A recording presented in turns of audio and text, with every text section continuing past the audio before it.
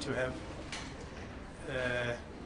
the record of proceedings to enable me to write a proper report. You'll have to agree amongst yourselves, but I don't know. The primary responsibility, of course, would lie with whoever is the applicant. But yes, I would need a record of proceedings. There were too many volumes referred to. I could not keep proper notes. I couldn't cope, and so forth and so on in some respects. So I would definitely need a transcript of the proceedings. And I don't want to complicate next week Friday, but I want to talk about your submissions. I didn't want, which thought occurred to me at one stage, realize that because of the many cross-references we're going to make, it will be unworkable. I've been given specific questions to respond to prepare answers to different items. Had it not been such a complicated, the proceedings not been complicated, I would have said to you, when you call your witness, tell me which item you are dealing with, so that we could deal with that one first. And when you move on to the next, tell me, like in a criminal case where there are many charges, you've got sometimes to tell the presiding judge, and I'm dealing with count 1, I'm dealing with count 2, and so on and so forth. I didn't want to make such a request because there was too much cross-referencing, and I thought it would complicate proceedings. However, the need still arises. I thought to myself that I'll leave that for now, but when you come to making submissions, you're going to have to itemize the questions. In your submissions to me, you're going to say this item, and then you deal with it in your head of submissions. I don't want to receive heads of argument of some 15, 20 pages, which is just a seamless submission which traverses all the questions in a manner that would not help me. It should be left to me to extract answers, specific answers to specific questions, to submissions which are just seamless. It shouldn't be left to me to do that. I don't know whether that would have a bearing on the record being provided to you or not, but that's why I said I just want to complicate next week Friday. Obviously, your heads of argument would be helpful to me if you had some cross-referencing to the record. You may want to apply your mind to that in the course of the day, and then we can talk about it.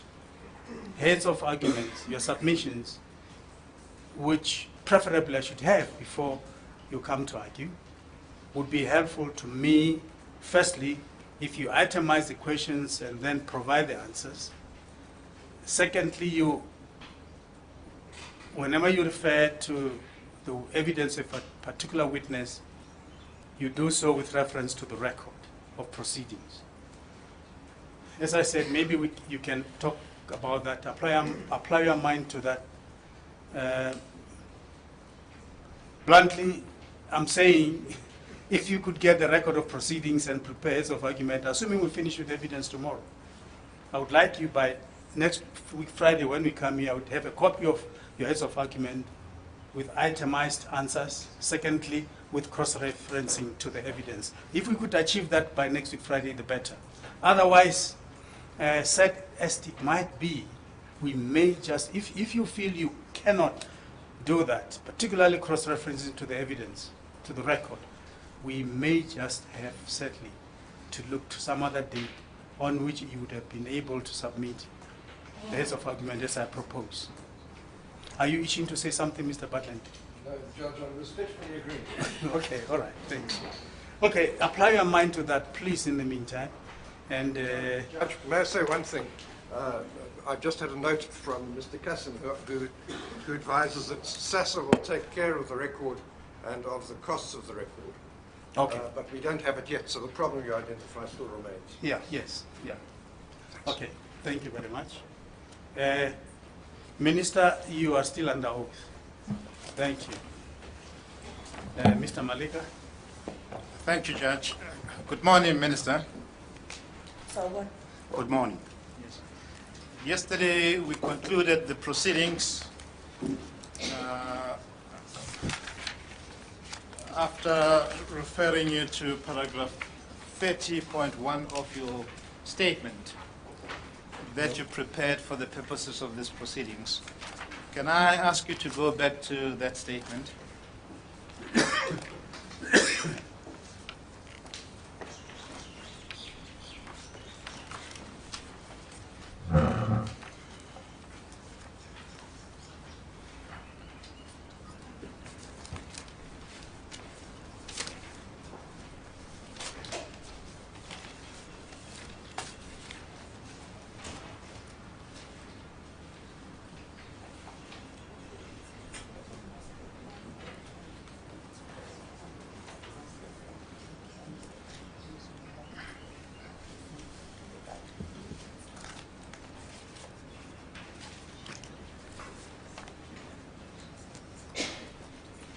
Just one.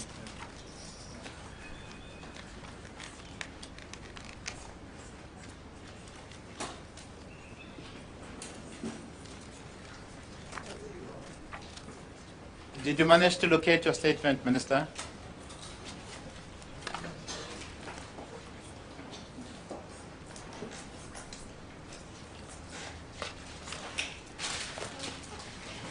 yes, thank you very much. And the topic that we explored was about consultation, and you indicated that Paragraph, 30.1 okay.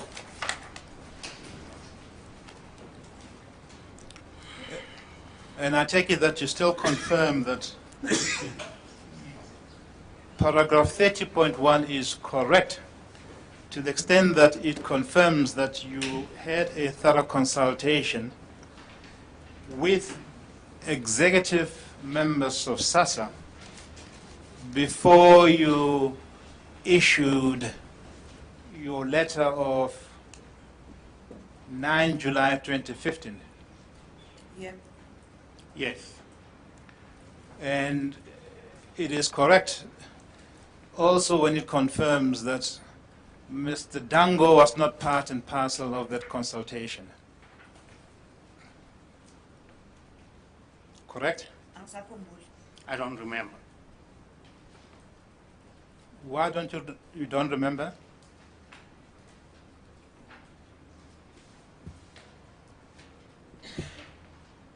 I take it that this was such a fundamental and important aspect of your ministry.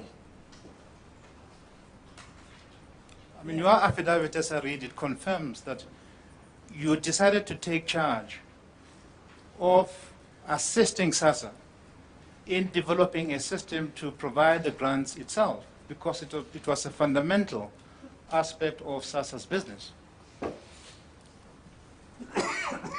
Loku okushoyo kuhamba ngokuthi interpretation yakho ithini ukuthi I took charge. Well, when you say I took charge, that term depends on how you interpret it. Kodwa ngicela ukusho futhi ukuthi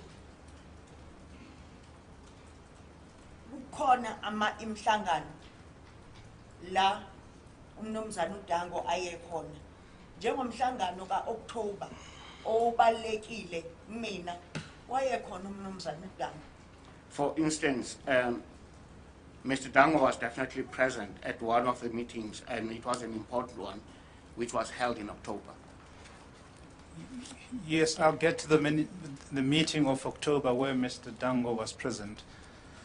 For the present purposes and for the purposes of my question, I want to confirm with you that the consultation you refer to in paragraph 30.1 did not involve Mr. Dango, and you should remember that he was not there.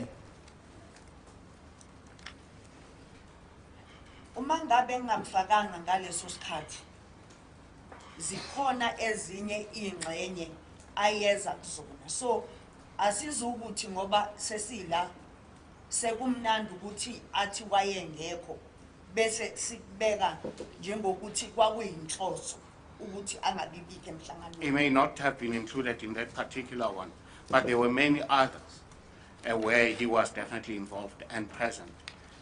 We must not now capitalize on the fact that he happened to be absent from this particular meeting. Kukhona futhi la ayehambela khona yedwa na no Mr. Van Vrede. Then there were also instances where he went there by himself, With together with Mr. Van Vrede. Mr. Dango will testify and will tell the inquiry that he was not present at the consultation, thorough as it would have been, that you reference in paragraph 30.1. And in paragraph 30.2.1, you reference another prior meeting before you issued your letter of 9 July 2015. And before I explore the contents of that subparagraph, can I ask you to look at it and read it and tell me when you have completed your reading of it? It's a short paragraph. Iyiphi le? Which one? 30.2.1 on page 10 of your statement.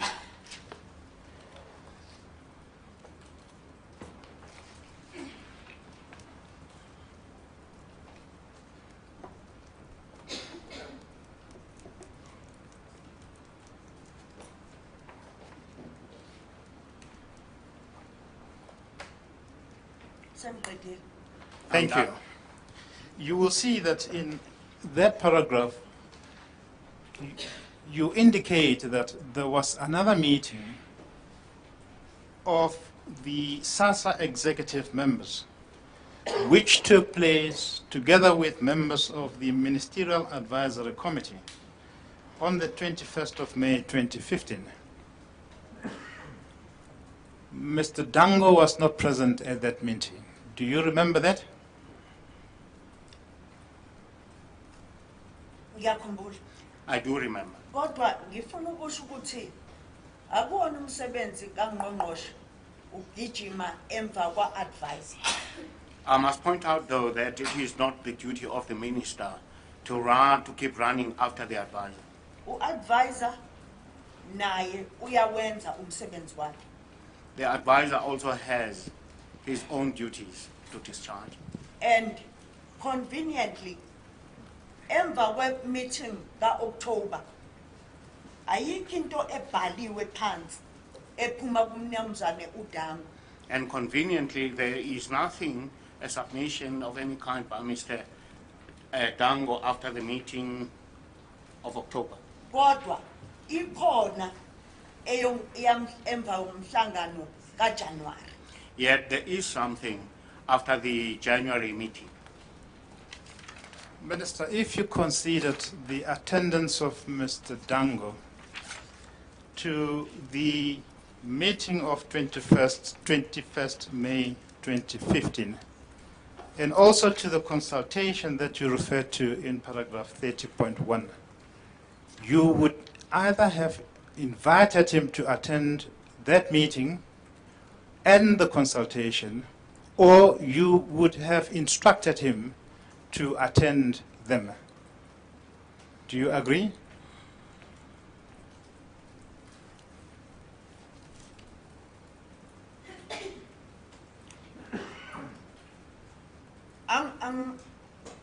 Partly angivumelani naloku okushoyo. Partly, I do not agree with what you are saying. Ngoba kuzofanekeke sibone irecord yakhe ngokwakhe umnumzane Dango. Because we would have to see Mr. Dango's own record Uma ngabe ngimbiza emhlanganweni. whenever I called him to the meetings. I'm not too sure which part you don't agree with and which part you agree with, but my proposition to you is, and that will be the evidence of Mr. Dango to the extent that he will testify on that score, that you did not invite him to any of these meetings and consultation. Akulona iqiniso lelo ngoba emithingini kamhla ka-5 October ngambiza. That is not true because he was definitely invited by me to the 5th October meeting. Na ku-advisory committee mangabe kuzokwenziwa i-report ngangimmemile. And when at the session where the advisory committee was to make to give feedback, he had been invited. Let me make it clear to you that I am not yet at the meeting of October. We are in May, we are in July.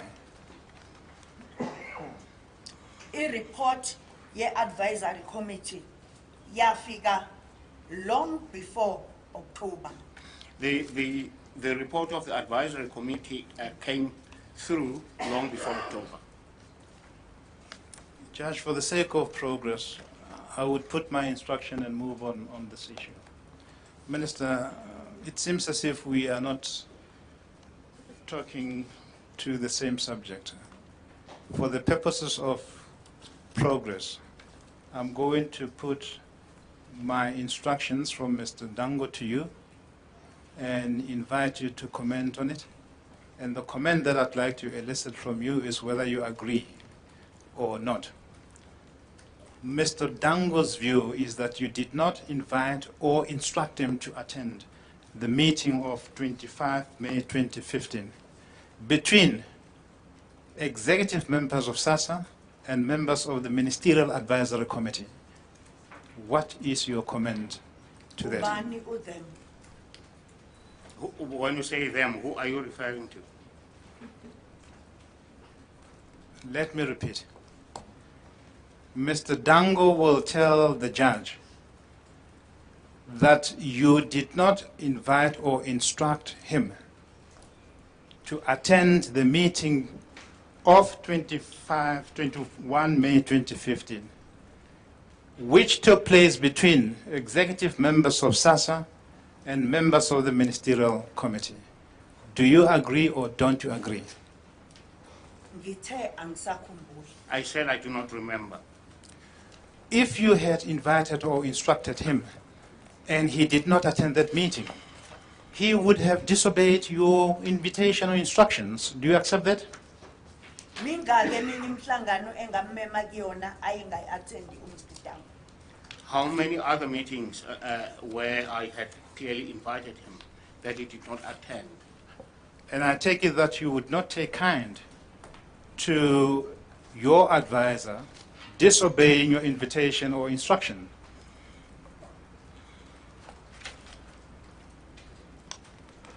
Angisho lutho la. No comment. And I take it that you will take immediate instructions, immediate action to redress disobedience of your invitation or instructions. Angisho lutho la. No comment. And as we know, you did not take any action against Mr. Dango in May or July 2015 with reference to the implementation of the recommendation of the Ministerial Advisory Committee. Did you? Angisho lutho la. No comment.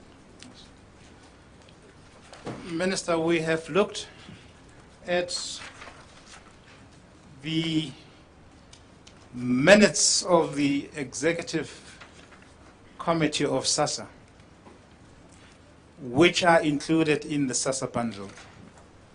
We have also looked at all the minutes that are attached to your affidavit you made in the Constitutional Court. That is the affidavit of March 2017.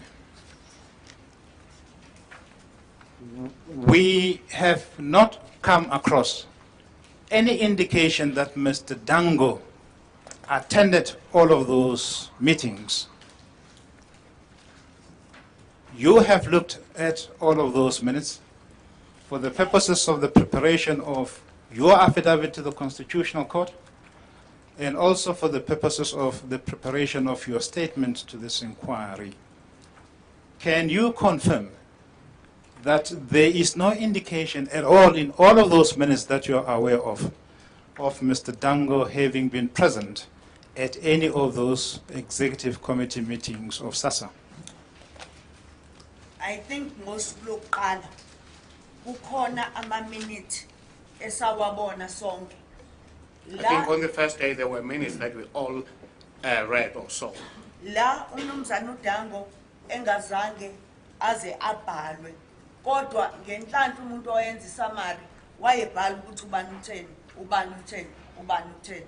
So ikhona imhlangano I attend Mr. Dango. Though those minutes did not reflect him as having been present, but the record somewhere did indicate who had said what. That is the meeting of the 5th of October, which you convened. Angikhulumi ngalowo mhlangano. I'm not talking about that meeting.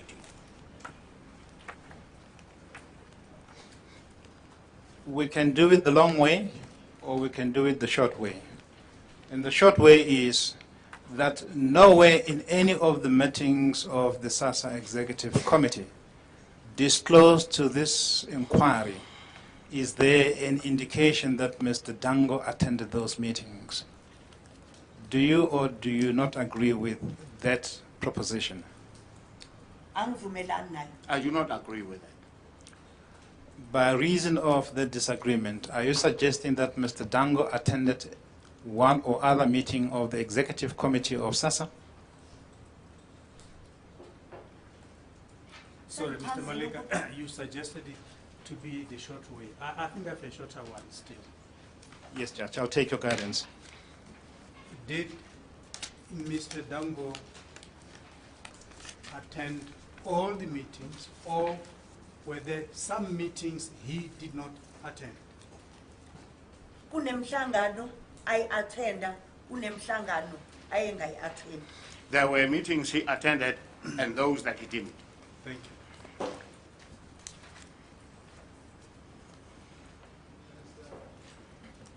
Mr. Dango will testify, and he will tell the judge that he did not attend any meeting of the SASA Executive Committee insofar as those meetings are confirmed by the minutes which have been disclosed to this inquiry.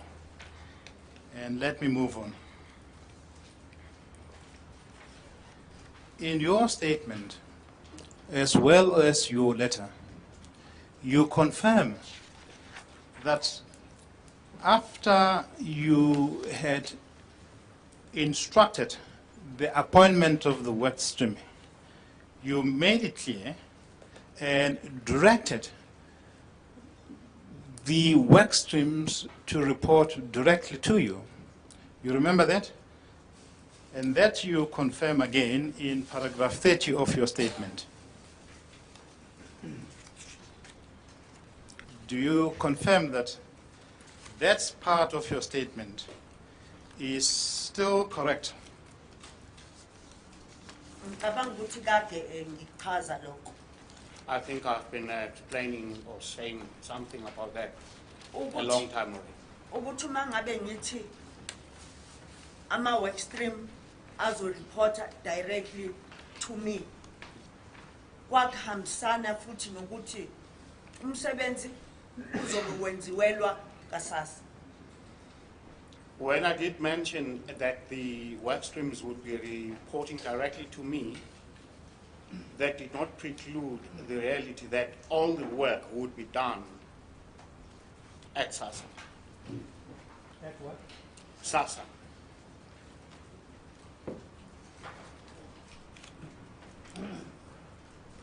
And I suggest to you that when you took a decision that the work streams would report directly to you, you did not solicit the advice from Mr. Dango about that process of reporting. Ingoba u-CEO wakaSASA wayekhona. Naye umsebenzi kahulumeni. It is because the CEO of SASA was present, and that person is also an employee of the government. at the time, and ukuba kwakukhona into wrong lapho wayezosuggest ukuthi naye akufanele senze kanje. So If there was anything wrong, that person would have suggested, no, we should do it in a different way. Yes. And Minister, you did something further beyond your decision on how the workstream should account to you. You also took a decision on how you will monitor the progress or lack of progress on the work of the workstreams. Do you remember that? yeah, Yes. Can I ask you to go to page 20?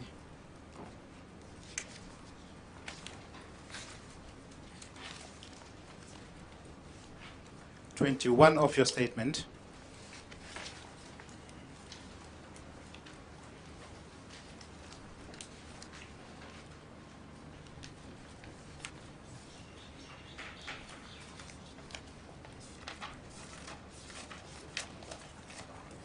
yes, Yes.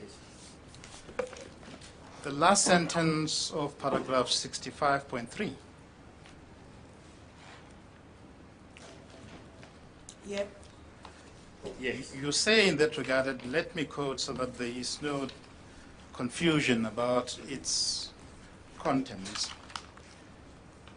I monitored their progress, and that is the progress of the work streams work, through Ms. Mvulane, who was appointed by SASA for the very purpose. We know now that Ms. Mvulane was the project manager or project leader with regard to the work of the work stream. And in that paragraph, you confirm that the work of the work stream will be monitored by you through Ms. Mvulane. Do you accept that?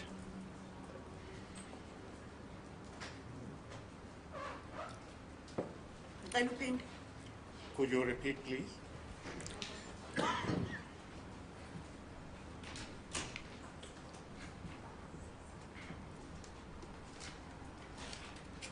You decided on a method on how you will check, assess, or evaluate how the workstream executed their mandate. Is that correct? Yeah, Yes. And that method was that the project leader, Ms. Mvulane, will tell you from time to time what the workstream was doing, correct? yeah, Yes. And you held meetings with Ms. Mvulane, who conveyed to you what has been happening in that regard, correct? yeah. Yes. When you decided on this method of checking how far the work streams were executing their mandate, again, you did not consult with Mr. Dango. Naye futhi akazange awuveze umbono wakhe ngalokho. Uma And ngabe he also did not express any view about that. uMnumzana uDango wayenamathuba amaningi oku-advise ukuba wayethanda. Mr. Dango had many opportunities to advise if he had the will to do so. Ngoba sasingahlangani executive kuphela. Sasibuye siye ku-portfolio committee. Because we did And- not only meet with the EXCO, but we also used to go to the portfolio committee. And why were attend a meeting in portfolio committee? And he attended those meetings. Portfolio meetings, portfolio committee meetings, that is. Minister, can I confirm with you that Mr. Dango did not attend any of the meetings that you held with Ms. Mvulane as part and parcel of your monitoring exercise? Do you confirm that? Angikuvumeli lokho. I do not agree with that. Ngoba indlela yokukhuluma noMiss Mvulane kwakungeyona kuphela i-channel ekhona yokuxoxa ngeindaba zakaSASSA. Because the communication with Ms. Bulana was not the only channel for communicating about the affairs of SASSA. I'm just confining myself for the present purposes to the meetings that you had with Ms. Mbulane. Can I ask you to focus on that limited aspect of our discussion for now? Ngicabanga ukuthi mangabe kukuthi fanele ngisupporte engikushoyo kubalekile ukuthi ngikusho lokho ngoba mangabe ngingakusho la ayikho enye indawo engokusho kuyona. I think it is important for me to say what I'm saying now, to support the statements I'm making, because if I don't now, there won't be any other opportunity to do so. Minister, the judge has to assess the truth, and one of the questions that you will have to assess is whether Mr. Dango attended any meeting between yourself and Ms. Mbulane, or he did not. And we will ask your assistance in that regard. To the extent that you held meetings with Ms. Mbulane as part and parcel of the monitoring function on the work of the work stream, did Mr. Dango attend any of those meetings to the best of your recollection? Ngichazile eqaleni ukuthi akazange wa-attend.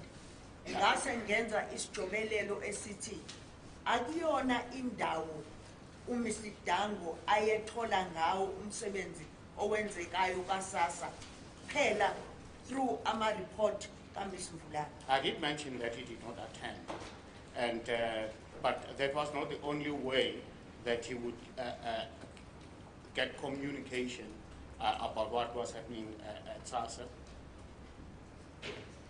And Minister, we know that these meetings were important to you because they were the only means through which you could assess whether or not the mandate of the workstream was discharged timeously and urgently as you desired them to be. Ngicabanga ukuthi ngichazile futhi lapho ukuthi uMs. Mvulane wayengamane nje eze azongiripothela iside elilodwa lendaba. I think I've already mentioned that Mr. Mvulane did not only just come to tell me about only one aspect or one side of the whole matter. Whilst I'm at this topic, yesterday Mr. Solomon directed your attention to a meeting of SASSA Executive Committee, which Mr. Magwaza attended. And the minutes of that meeting are in the SASSA bundle from page 203. Can I ask you to go back to that meeting, because there are some few things that I'd like to clear up with you in regards to the information you conveyed to Mr. Solomon.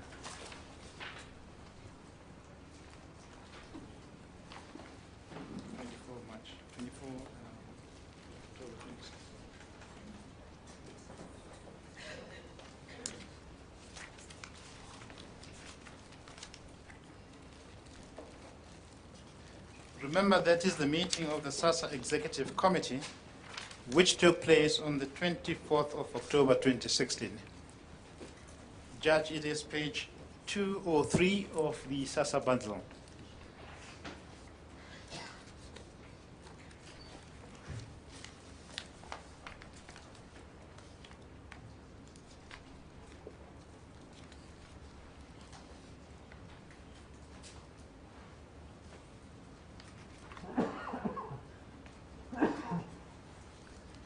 Are you there, Minister?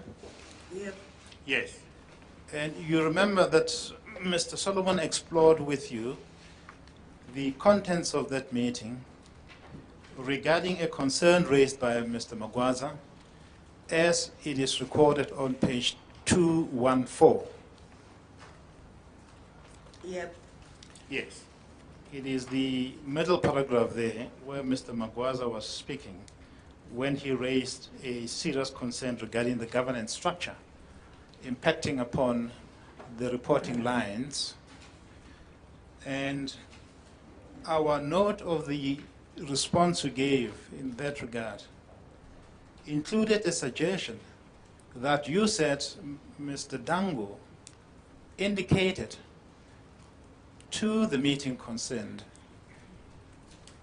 that there was nothing wrong in the workstream reporting directly to you.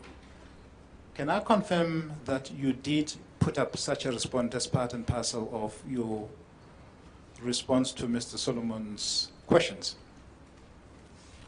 Angazi ukuthi ummeli ukhuluma ngani manje. I do not really understand what you are talking about now. Ngithe umbono owawukade ubekwe umnumzana uMagwaza abantu bama workstream abazange baze bawulwisa okusho ukuthi umsebenzi wawuqhubeka akekho umuntu owayefuna ukuthi alo ngokuthi yipi isolid line or dotted line. I said the opinion that or the proposal that Mr. Magwaza came with, nobody opposed. What I want to suggest to you is that Mr. Dango did not attend this meeting at all. Do you confirm that? Angiyazi lento ebizwa ummeli ukuthi iqhamuka ngoba ngishilo ngaba specific ukuthi ngithini ngithe iview yami ithini ngalowo mhlangano. I don't understand what you are now really talking about, because I've already expressed my view about that meeting.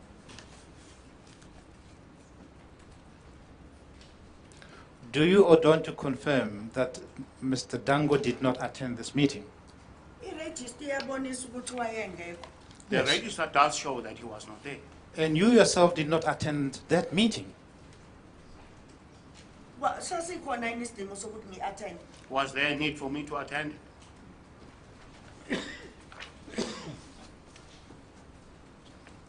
Angazi ngibona ngathi eminye imibuzo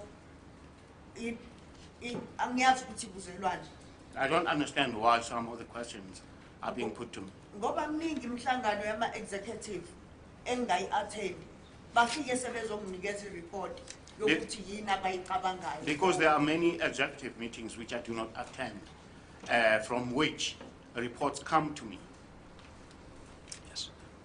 Minister, I'd like to conclude on this topic of consultation. And I'd like to put a number of propositions to you and ask you or invite you to comment on them. I suggest to you that it is quite clear from your statement that you made for the purposes of this inquiry. And it is also clear from the affidavit that you put up in the Constitutional Court proceedings that you did not consult with Mr. Dango at all on the vital, important issues relating to the work of the work streams. Ngibona ngathi la indlela okubekwa ngayo kufanele kube umsebenzi wami ukujahana ne-advisor ngifune i-advice. It does appear to me, according to how things are put here, as if it is my duty to keep following the advisor in order to solicit his advice. I-advisor umsebenzi wayo ukusebenza ilekelele uminister. The job of the advisor is to constantly give advice to the minister. And the way okubekeka ngayo manje kubekeka ingathi i-advisor ihlala kude le khoneni ingabi nethuba lokuthi ibeke imbono yayo. But the way that things are set out here, we make it appear as if the advisor stands somewhere in a secluded corner far away, and someone has to go to him to seek out his advice. Don't you consider important that you will disclose vital information to your advisor in order to solicit advice from him or her?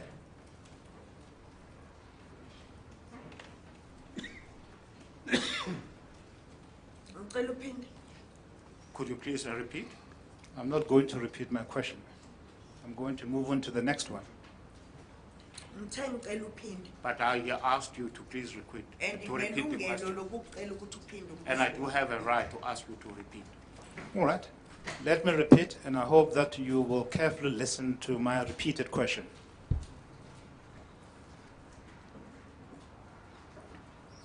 Do you want to translate, Mr. Translator? Ngizophinda. Kodwa futhi ngifuna ulalelisise ukuthi ngithini.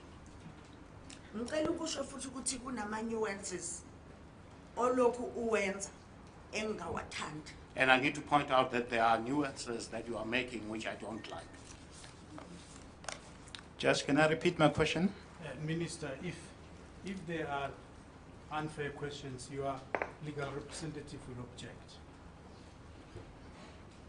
Yes, Mr. Malik.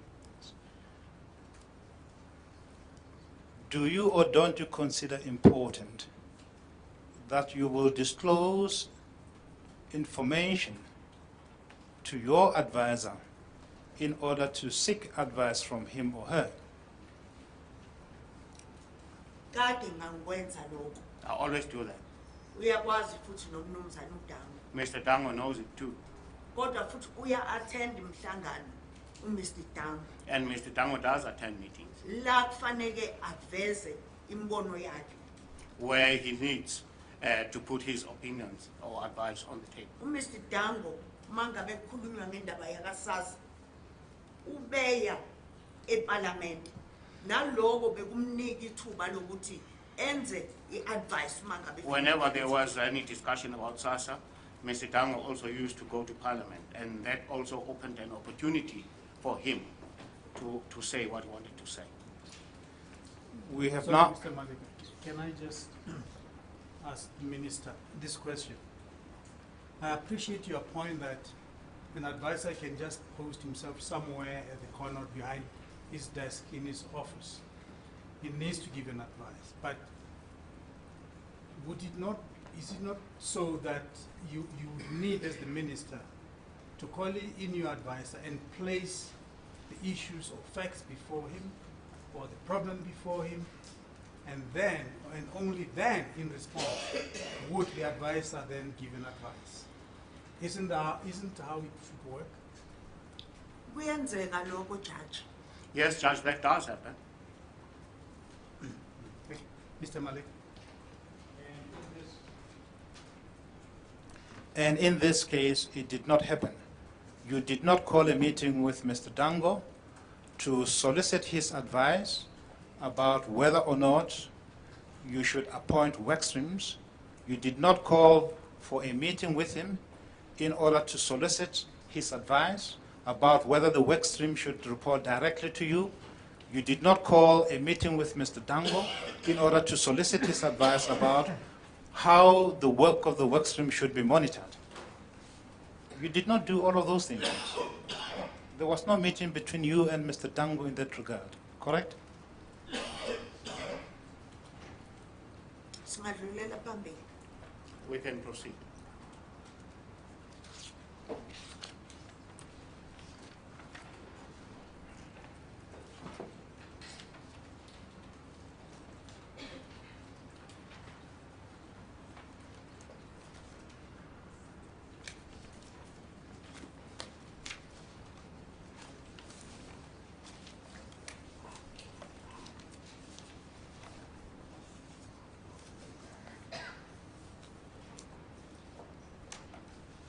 Judge, I'm going to move to the next topic, and that's the topic of agency. about the work of the work streams.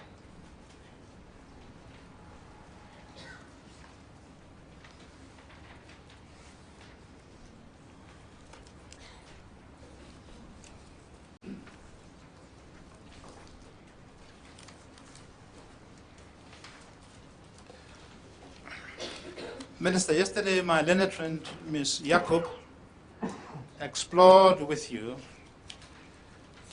the question of the agency of the project of the work stream. You recall that? Yep. Yes. And I'd like you to reflect in that regard paragraph 30.3 of your statement. That is page 10 of that statement.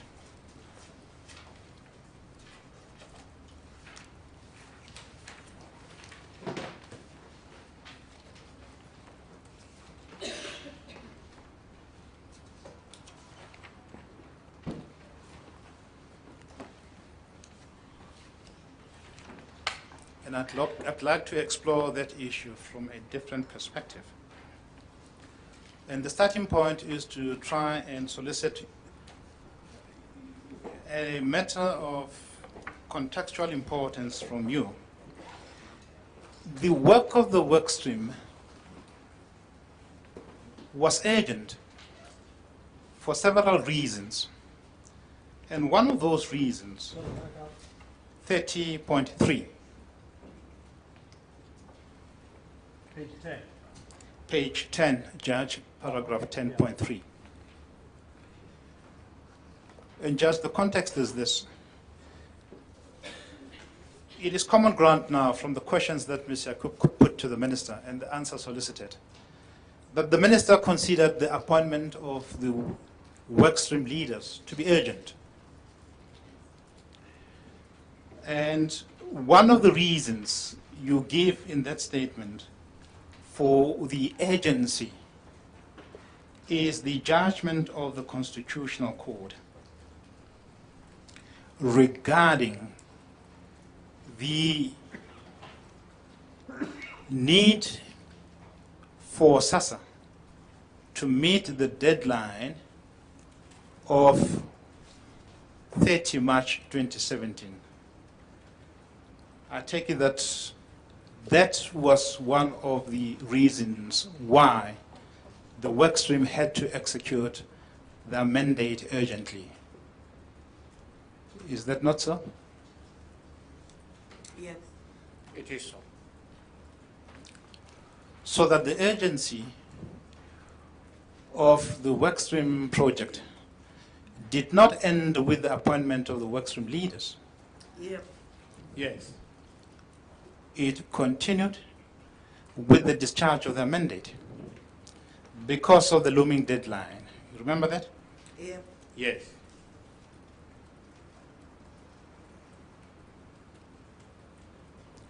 And I take it that in that regard, you as the minister who took final political responsibility for SASA, you would not tolerate any delay regarding the implementation of the mandate of the work streams. Yep. Yes. Any delay in regards to the implementation of the work of the work stream would not only have been inconsistent with your expectation, but would also have been a display of disrespect to the undertaking that SASA, under your guidance, made to the Constitutional Court. Yep. Yes.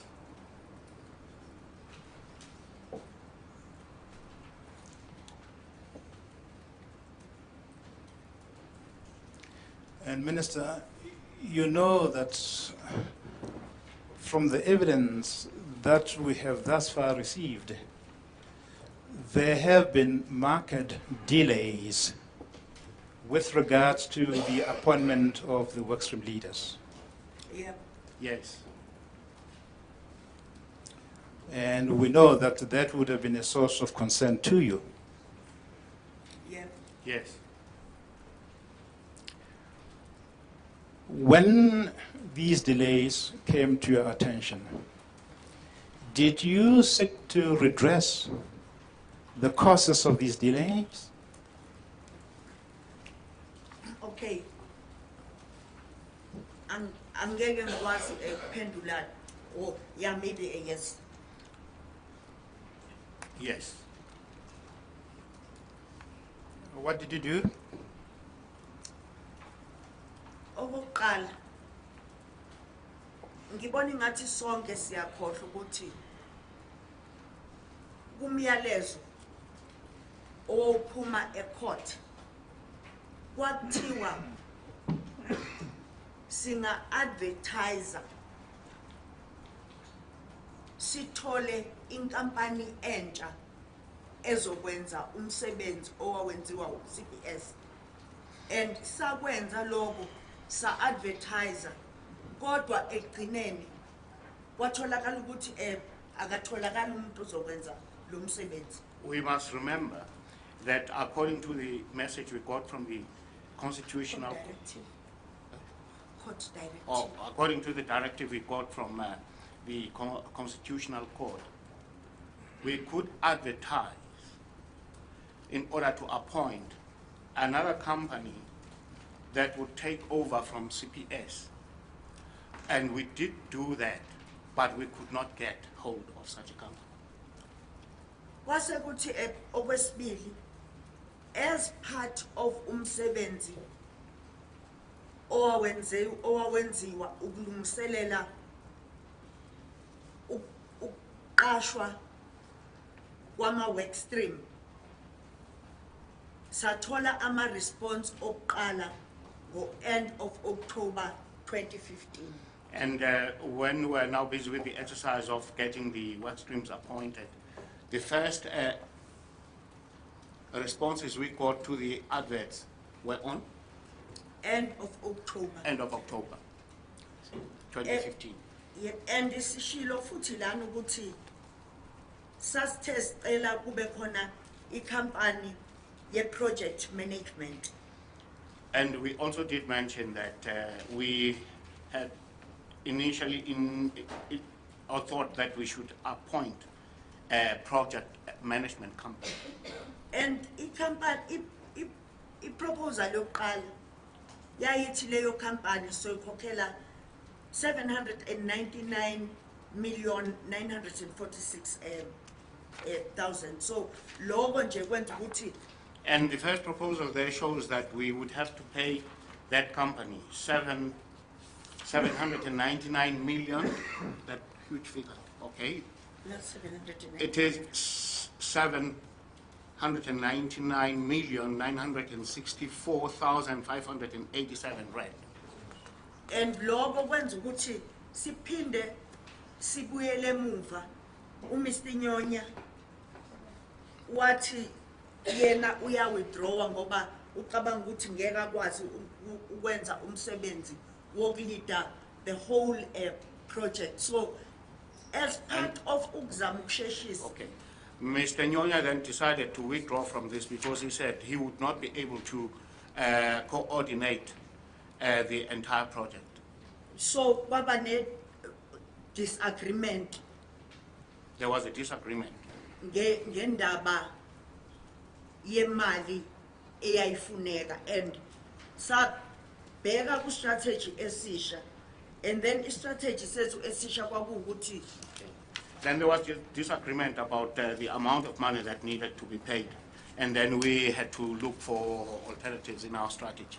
and then strategy esisha kwakuwukuthi sizocela kusebenze individual companies and nabo baqala iprocess yabo yangena through procurement through SASSA. And then we thought that individual companies would have to do the work, and whatever I proposed had to go through.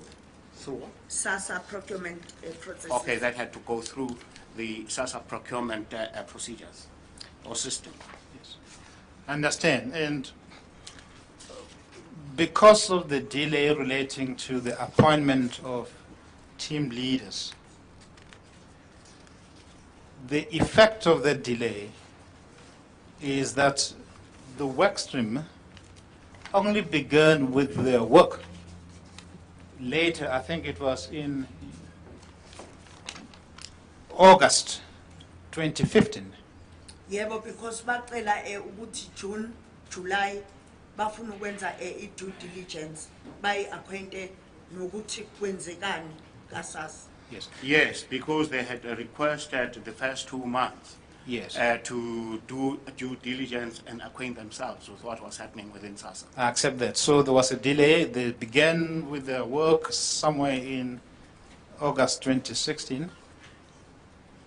And we know from the work that they started to do that they realized that there was no way SASSA would meet the deadline of March 2017. Yeah. I think you have testified Yes. Yeah. to that effect.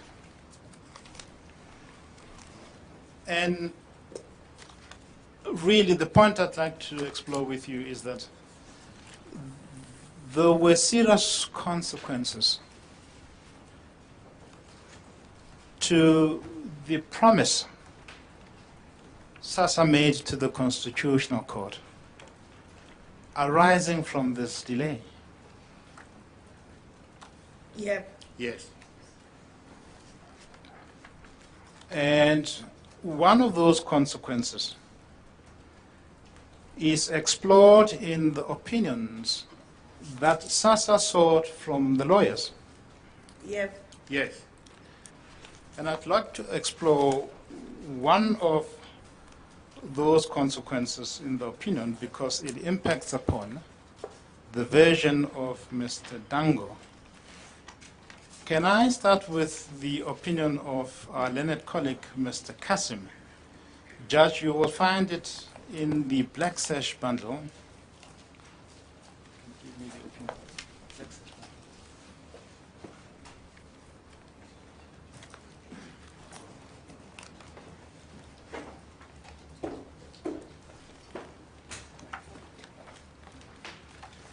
The opinion starts at page 142, Judge.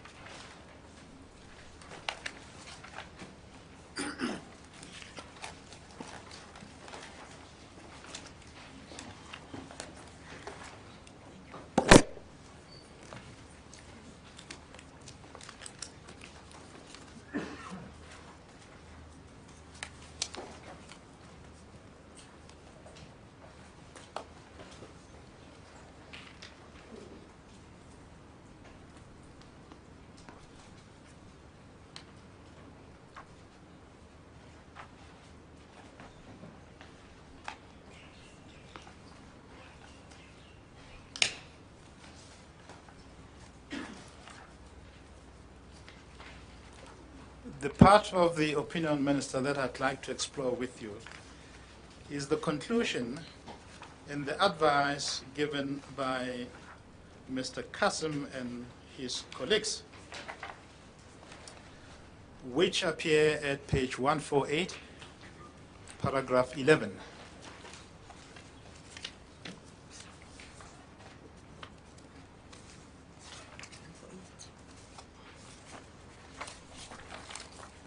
Yeah. Yes.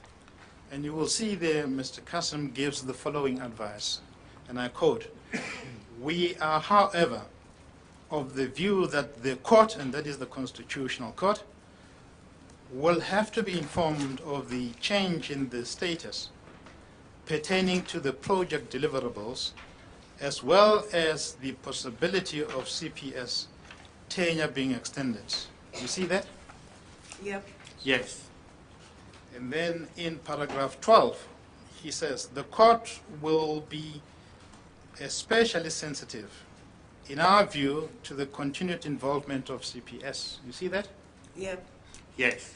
And then paragraph 13 is the one that is vital for the purposes of our discussion. Our concern is that the impression may be created that SASSA has all along pulling the wool over the court's eyes. Do you see that? Yep. Yes. And only Mr. Kasim would use the phrase pulling a wool over one's eyes as a respectful way of suggesting a measure of deceit.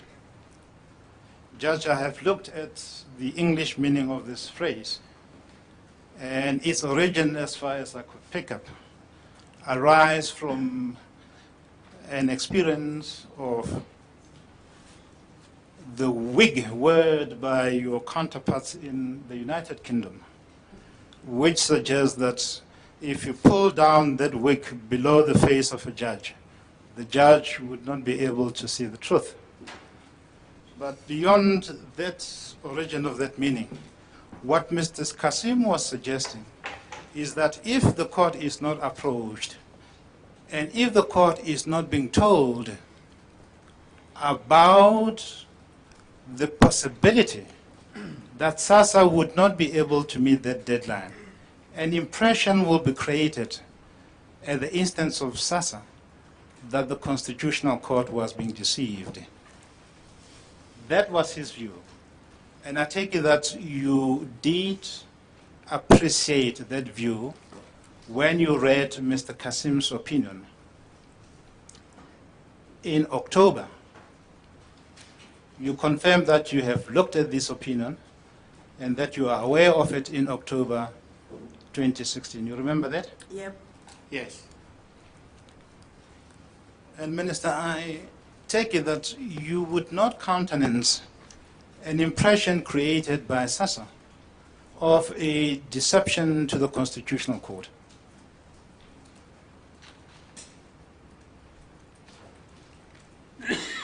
Ngicabanga ukuthi okokuqala ngichazile la ukuthi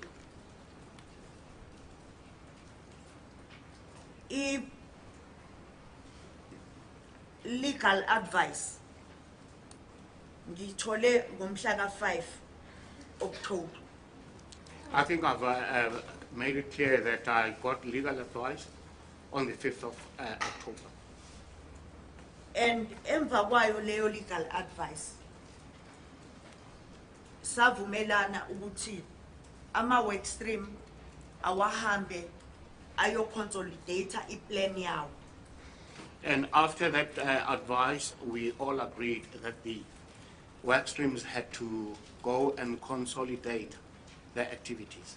And even interministerial committee at some stage nayo yavumelana nami ukuthi kumele si consolidate I program so that sizokwazi ukumitha I timeline, and so that mangabe senza I submission yethu e court sibe si clear about business processes.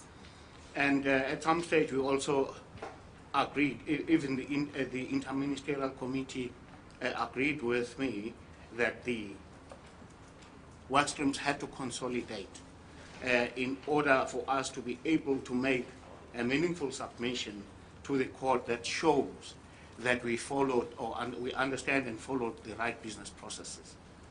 Oh yes, but the point for now is that when you read this opinion in October 2016, you came across this part of this opinion which suggested that SASA may be creating an impression of deceiving the Constitutional Court if it does not approach the Constitutional Court to inform it of its new development. Yes. Yes.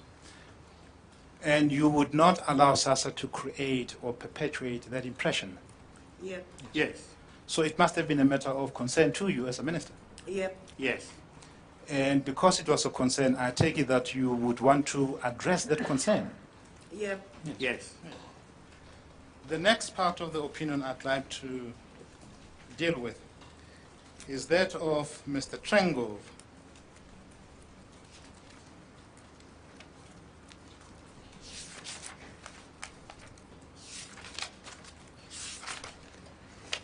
Judge, the opinion is in the same bundle. Before you go there, can I just ask? Minister, you say this, you saw this opinion for the first time in October, Yebo. on the 5th of October 2016. Yebo, ngababuza futhi uRaphahle noZodwa ukuthi kwenzeke kanjani ukuthi bangangibonisi le opinion, and bathi kube I problem or they act ngaloko. Okay. And yes, and I actually confronted Rapashe and Zodwa as to why they had not disclosed this to me. And they admitted that they had erred. Sorry? They had made a mistake, an error. And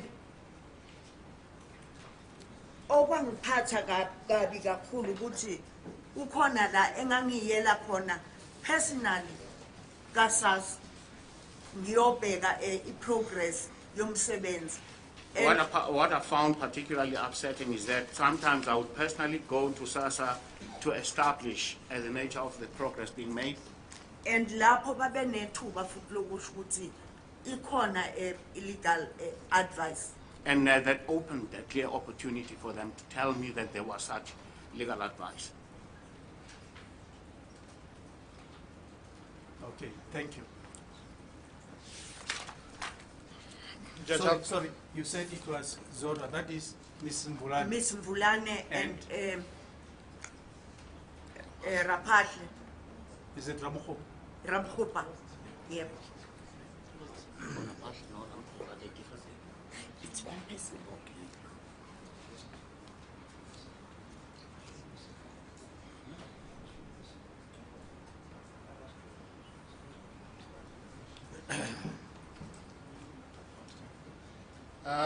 Judge, I'll come back to this impression later on.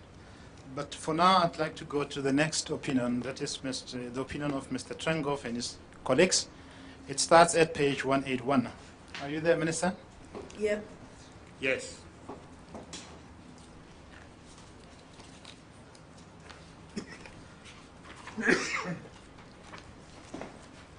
At page 184,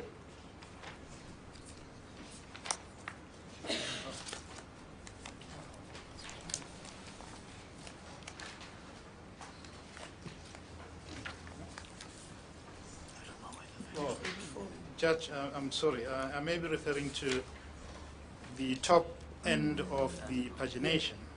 My junior tells me that I should look at the bottom end of the pagination. Oh, am I right? Another poison pass. At paragraph 10, Mr. Trengov and his colleagues make the following observation. We do not have clarity on the reasons for SASA's inability to make the deadline, and that is the deadline of March 2017. It seems prudent to assume, however, that SASA has been remiss either because its decision of October 2015 to go it alone after March 2017 was over-optimistic in the first place, or because it has not been sufficiently vigorous in its implementation of its decision. The point that I'd like to explore from your perspective, Minister, is the fact that these lawyers, for the purposes of giving their opinion to SASA, made the assumption that SASA has been remiss. Do you see that? Yep. Yes. And then in paragraph 11, they say, we accordingly assume that SASA has been remiss. This assumption underpins the remainder of our opinion. If it is not correct, our advice based upon it must also be reconsidered. Do you see that? Yep. Yes. And as far as we are aware,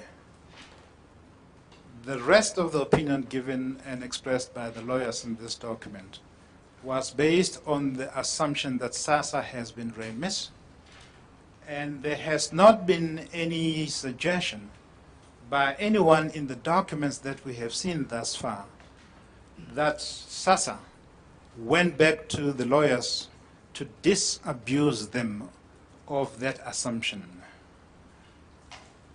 Do you accept that? As far as you are aware, of course.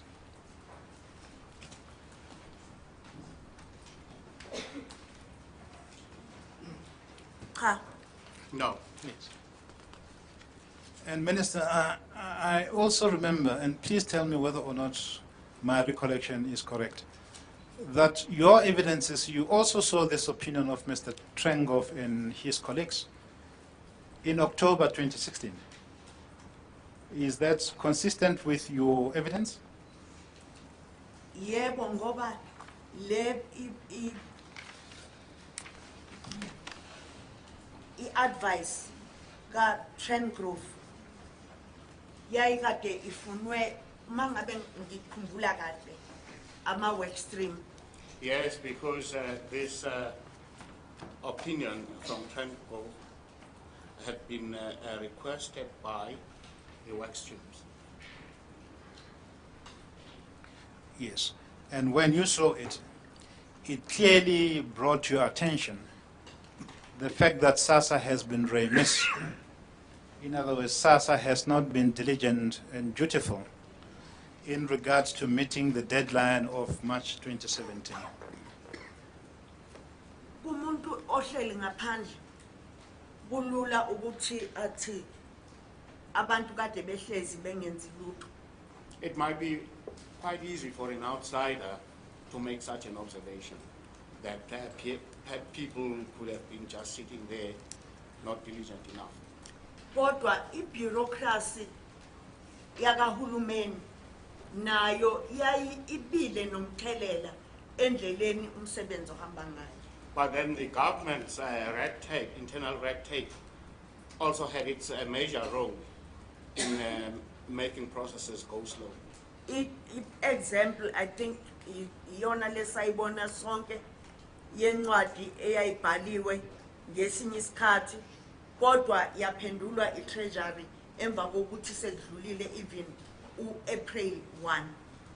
We can actually also see this from the fact that a letter had been written to which the National Treasury responded by what? Yeah, emva kokuthi sekwenzekile indaba ka April 1 or March 31st. And the response happened only after the 1st of April or March 31st. Kodwa futhi la emafiling kukhona into esiyisubmitile ekhombisayo ukuthi ngale date kwenzeka ukuthi ngale kwenzeka ukuthi ngale kwenzeka ukuthi ezama nje ukukhombisa ukuthi bekuloku kukhona umsebenzi oqhubekayo. And we have actually also made a submission which schedules the activities as they were happening chronologically during the process. Minister, I'd like you to also look at paragraph 31 on page 192 of that bundle.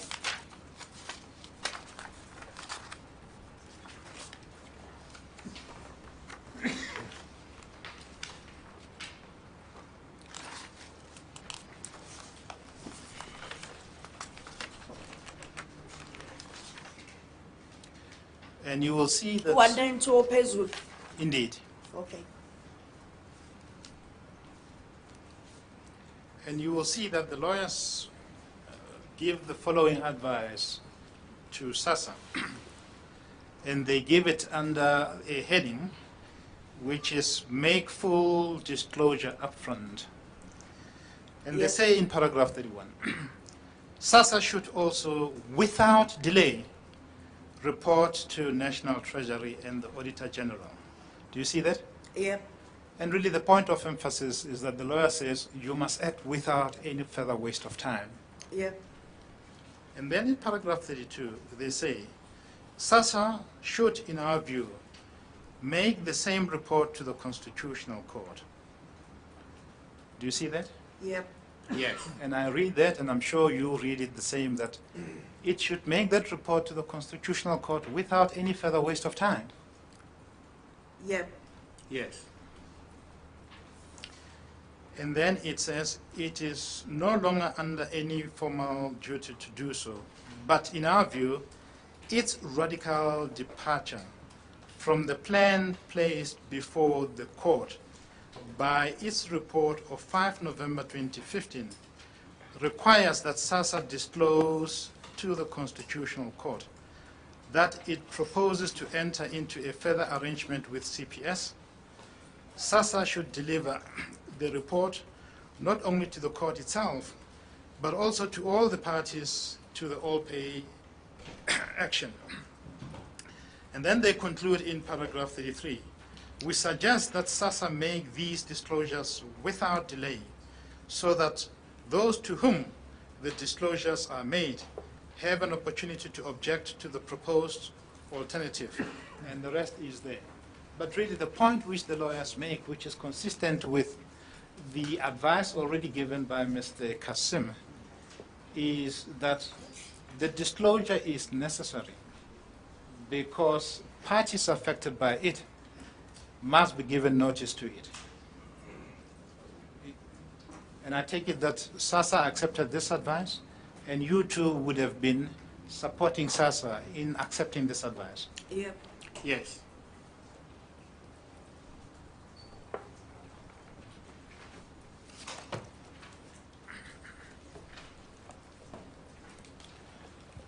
Minister, there are conclusions that I'd like to draw in this regard under the topic of agency, in the light of the material that we have looked at so far. And they are the following. It is quite clear from how you contemplated the project of the work stream, its establishment and its implementation, that it should function and be implemented urgently. There cannot be any doubt about that. Do you agree? Yep. Yes. And it is quite clear that any delay to the implementation of the work streams project on an urgent basis will have a serious consequence to the promise made to the Constitutional Court. Yep. And there cannot be any doubt about it. Yes. And it is quite clear that you, as the minister, would not have countenanced such a delay. Yep. Yes. But on the facts, we now know for whatever reason, and I'm not anyone to blame members of SASSA, or you as the minister, or your functionaries. But the point is that it is quite clear on the facts that there have been delays. Yep. Yes. And it is quite clear that because of those delays, SASSA received legal advice to inform the Constitutional Court about the impact of the delay on the deadline of March 2017. Yep.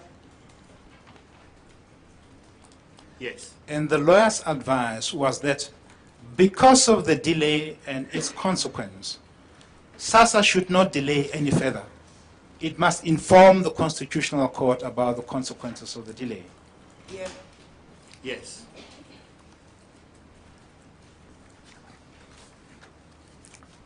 I'd like to deal with the version of Mr. Dango in the context of what we have now agreed upon.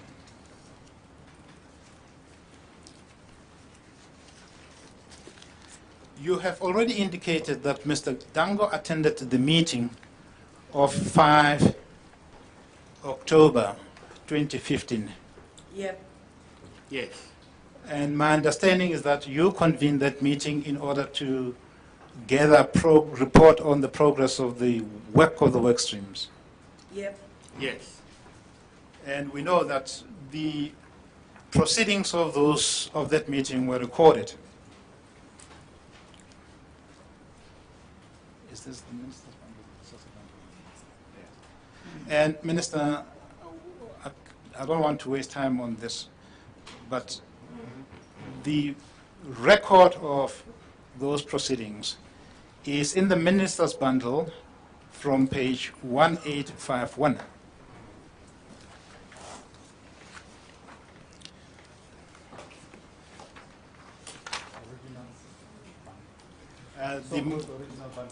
Yes, the original bundle.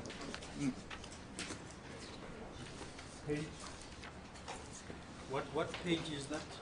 It is written, the ministers discovered documents. It's a discovery bundle. Oh, Page 1851.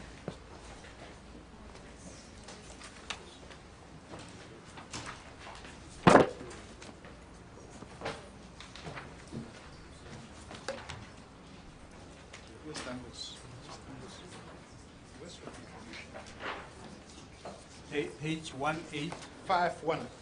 51.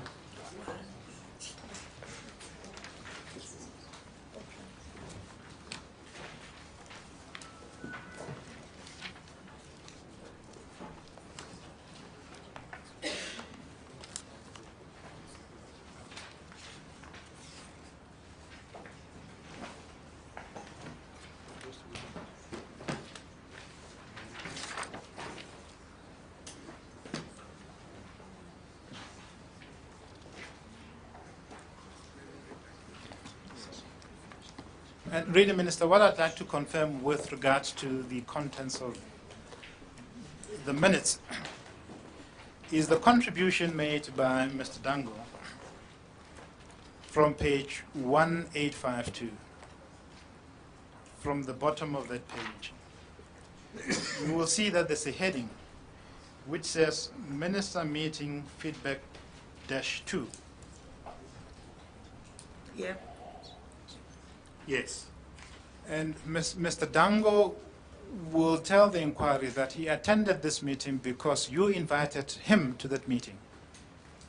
Do you remember that you invited him to this meeting? Yep. Yes.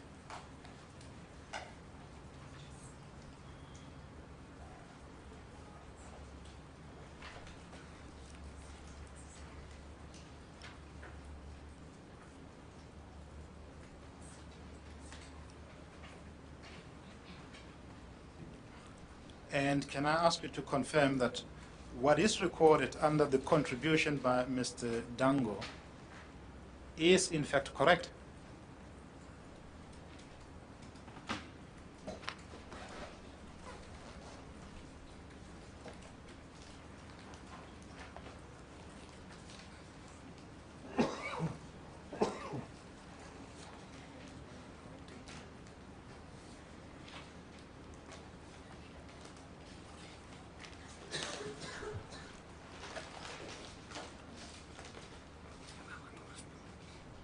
Oh, ngisabheka kahle la. Yes. Sorry, I'm just perusing here in order to get the answer.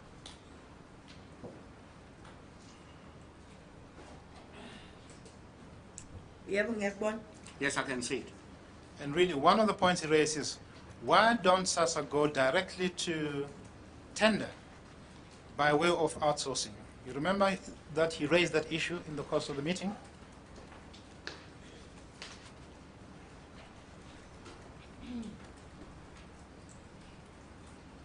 Kodwa la sasesivele sikhiphile ithenda. At this point, we had already excluded the possibility of it. There was already tender processes. Or should we keep to issue? Yeah, Or issue. document exclude? We had, sorry, the word, the Zulu word used has two meanings. I took the wrong one. We had already issued a tender at this point, not excluded. I don't understand. Are you saying that SASSA had already issued a tender inviting interested parties, I Or- think, An RFP sorry. by issuing a tender. Okay, will you please finish your statement? at this stage, I'm talking about 5 October 2016. Are you saying that SASSA had already issued an RFP inviting interested parties to submit their bids for payment of grants? Kungenzeka la ngenze iphutha nge-chronology. I might be making an error here as far as chronology is concerned. Kodwa ngicabanga ukuthi ekuqaleni ngichazile ukuthi umyalelo wenkantolo yomthethosisekelo wawukuthi enye yezinto esingazenza ukuthi nje siqale ngeprocess yetender. I did mention at some point that the directive from the Constitutional Court was that of the options that we're going to consider, one would be going out on tender. Yes. No, understand. And my recollection is this, and tell me whether or not it will be consistent with your version. And I do this purely to facilitate the proceedings. Okay. By this stage, we know that the work streams were in the process of developing a model which will assist SASSA to take over the payment of the grants directly. Yep. Yes. That's where matters were.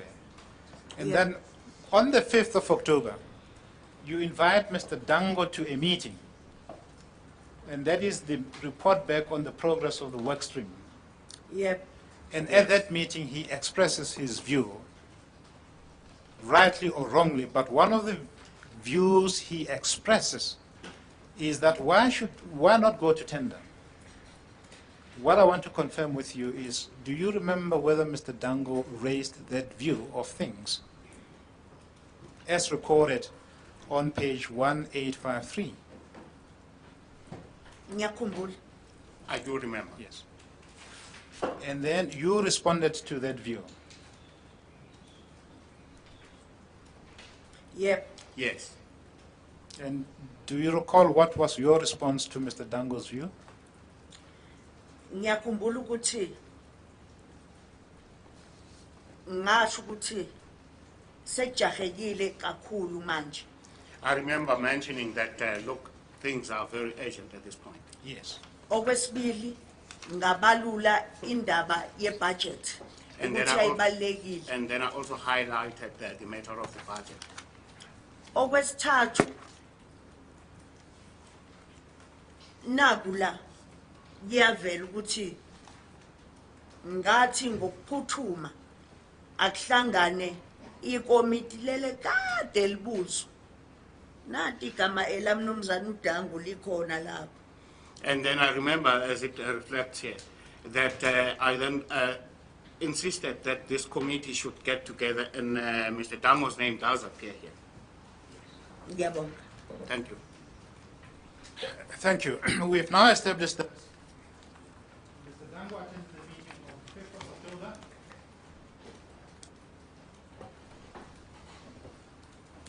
And that he expressed some views, and you responded to the views he expressed. There was a further meeting which followed, and that is the meeting of 11 October 2016. Judge, at this stage, may I ask you to go to the affidavit of Mr. Dango? You will find it in the bundle submitted to you on his behalf.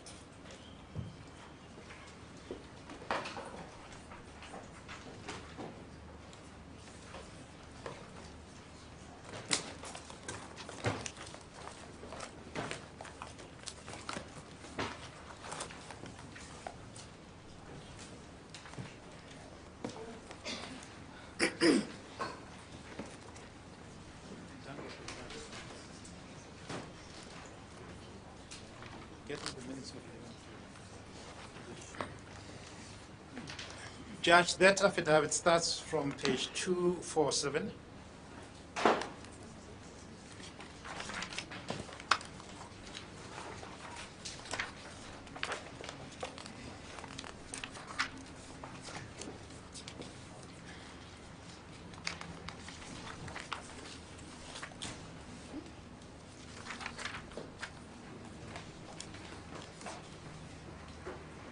And the paragraph I'd like to explore is at page 252.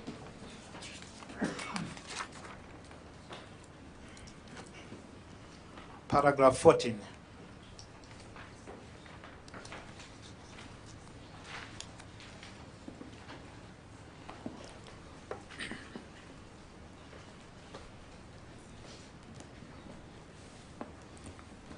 Minister, you have read this affidavit of Mr. Dango. Yes, Yes. And you remember that he said something, and in paragraph 14 he said the following: "The apparent lack of progress prompted me and my colleague Sipho Shezi, in his capacity as a special advisor to the minister." And at that stage, Mr. Shezi was your special advisor, I take it, yep, Yes. to request an urgent meeting with Ms. Mvulane and the then acting CEO of SASA, Ms. Raphahle Ramakgopa, yep, Yes. to find out the status of the work done to insource the payment process. I take it that you are aware that the meeting referred to by Mr. Dango with the acting CEO and Ms. Mvulane did take place, yep, and that meeting Yes. took place on the 11th of October 2016. yep, Yes. And thus far the version of Mr. Dango is correct. yebo yenzeka le meeting Yes, this meeting did happen.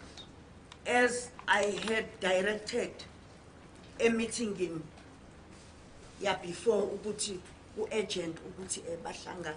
As I had directed in a previous meeting that it was urgent Yes. for them to meet. Yes. And so far we have now established that the direction you give which relate to Mr. Dango is observed, complied with, and faithfully discharged. Correct? Yep, Yes. The minutes of that meeting appear at page 748 of the minister's original bundle. Well, so, when did this start?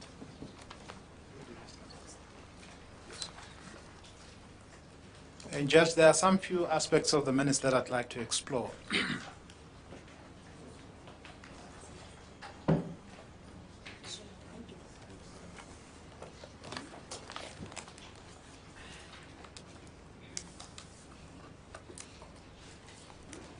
yep, Yes. Are you at page 748, Minister? yep, Yes. And then you will see that the minutes took place from 10:30 a.m. Ms. Mvulane, the project manager, was present. Mr. Dango, your advisor at that time, was there. Mr. Shezi, your special advisor, was there.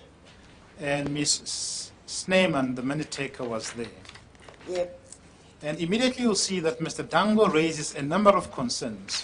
Sorry, Mr. Malik, my people are struggling to get that document. Where is it? It's page 748 of the minister's original bundle. Of original one. Yes.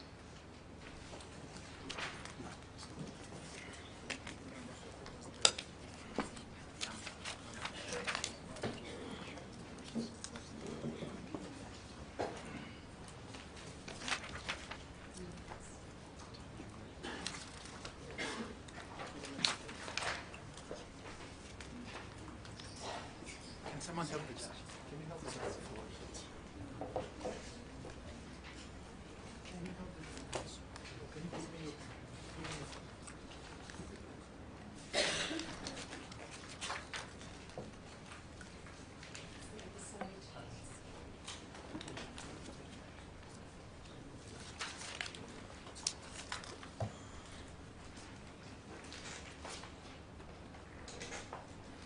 Judge, I must confess, I too have not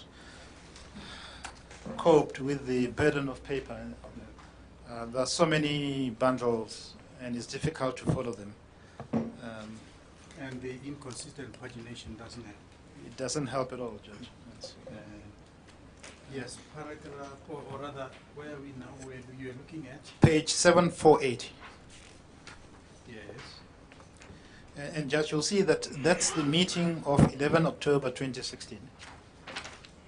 And you will see that 4 officials attended, and one of them was Mr. Dango.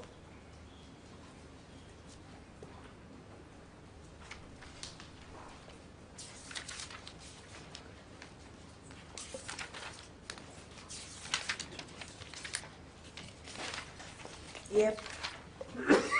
And the first concern that Mr. Dango raises is the following.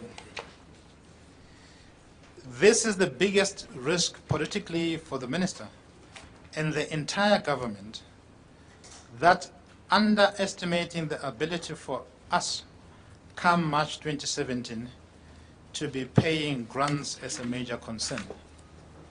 And I take it that you would agree with that concern, that it's a serious political risk to you and to the government Yes. if SASA by the deadline is unable to take over the payment of the grants. Yep.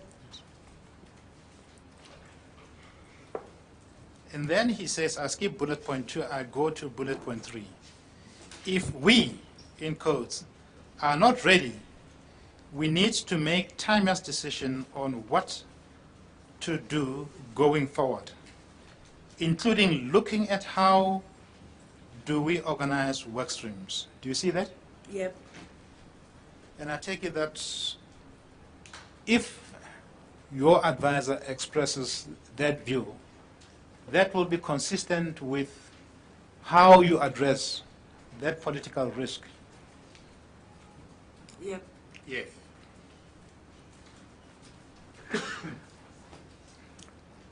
And then he goes on in the 4th bullet point.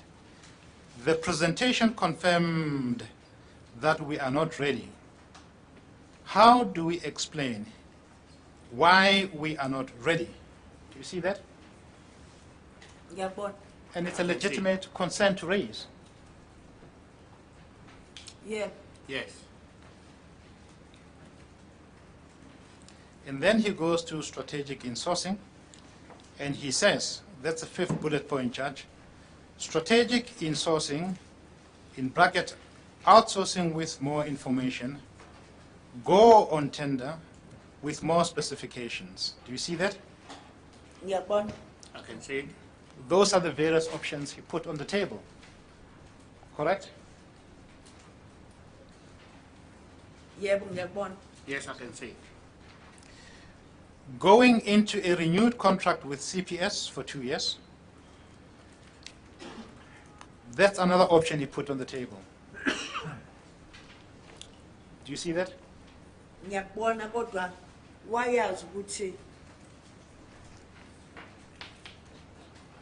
i-advice ephuma kuma-legal experts yayisho ukuthi angeke sikwazi ukuyi-renewa ngoba i-court yayishilo ukuthi iyaphela mhla ka-31 March. Yes, but he understood also that according to the directive from the, or according to the opinion from the legal experts, based on the directive of the Constitutional Court, we would not be able to go ahead with a particular option.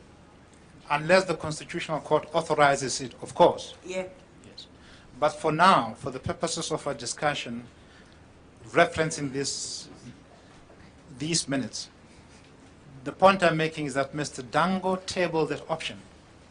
He did not exclude it or ignore it. He put it on the table for discussion with those present at the meeting. Yeah. Yes. And then the last bullet point, he says, we need to put a firm plan into existence as to what will happen over the next 5 years. Do you see that? Yeah. And it was a fair concern to put up for discussion at that meeting. Correct? Yeah, but okubalekile ukuthi le meeting yenzeka emva kwe meeting ka-October 5. It is important to note that this meeting happens after the October 5th meeting. Yes. But this meeting took place as a result of your instructions. Yep. Yes. And then he makes some proposals, and I'd like us to reflect on them. He says, what is proposed, bullet point 1, going forward, going towards an open tender, doing so with CPS, we need to also take into consideration that we will spend 2 years in court. Do you see that?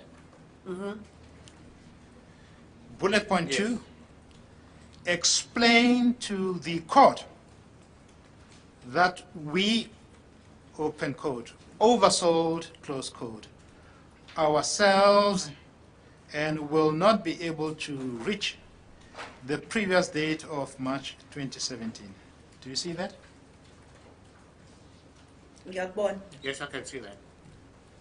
So by the time this meeting took place, Mr. Dango proposed that you need to explain to the Constitutional Court that you overestimated the enormity of the task of taking over by the deadline of March 2017.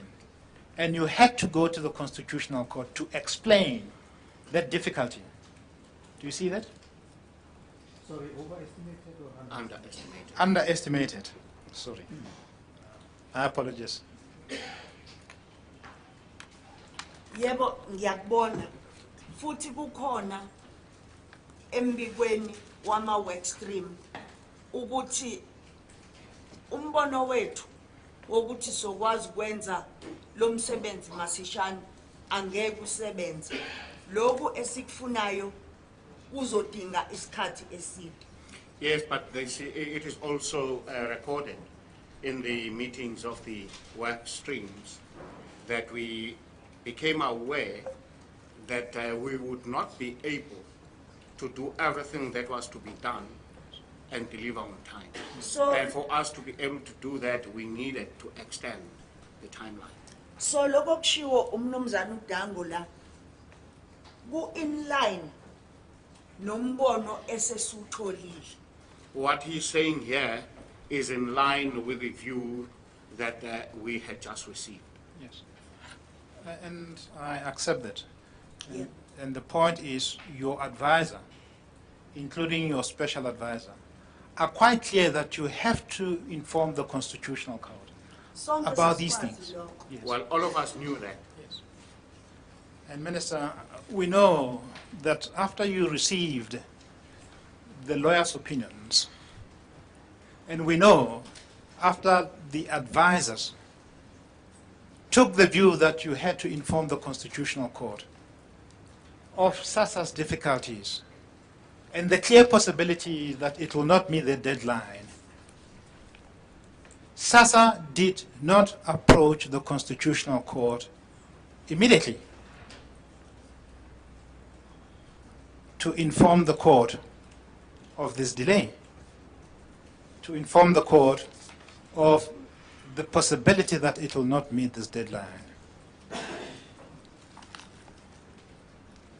We know that. Yep. In fact, SASSA did not go to court at all. Do you accept that? Yep. Yes. SASSA, under your watch, did not follow the legal advice given to it by eminent lawyers. Mhla ngo-October, ngo-December kwakwenzekani? What was happening in December?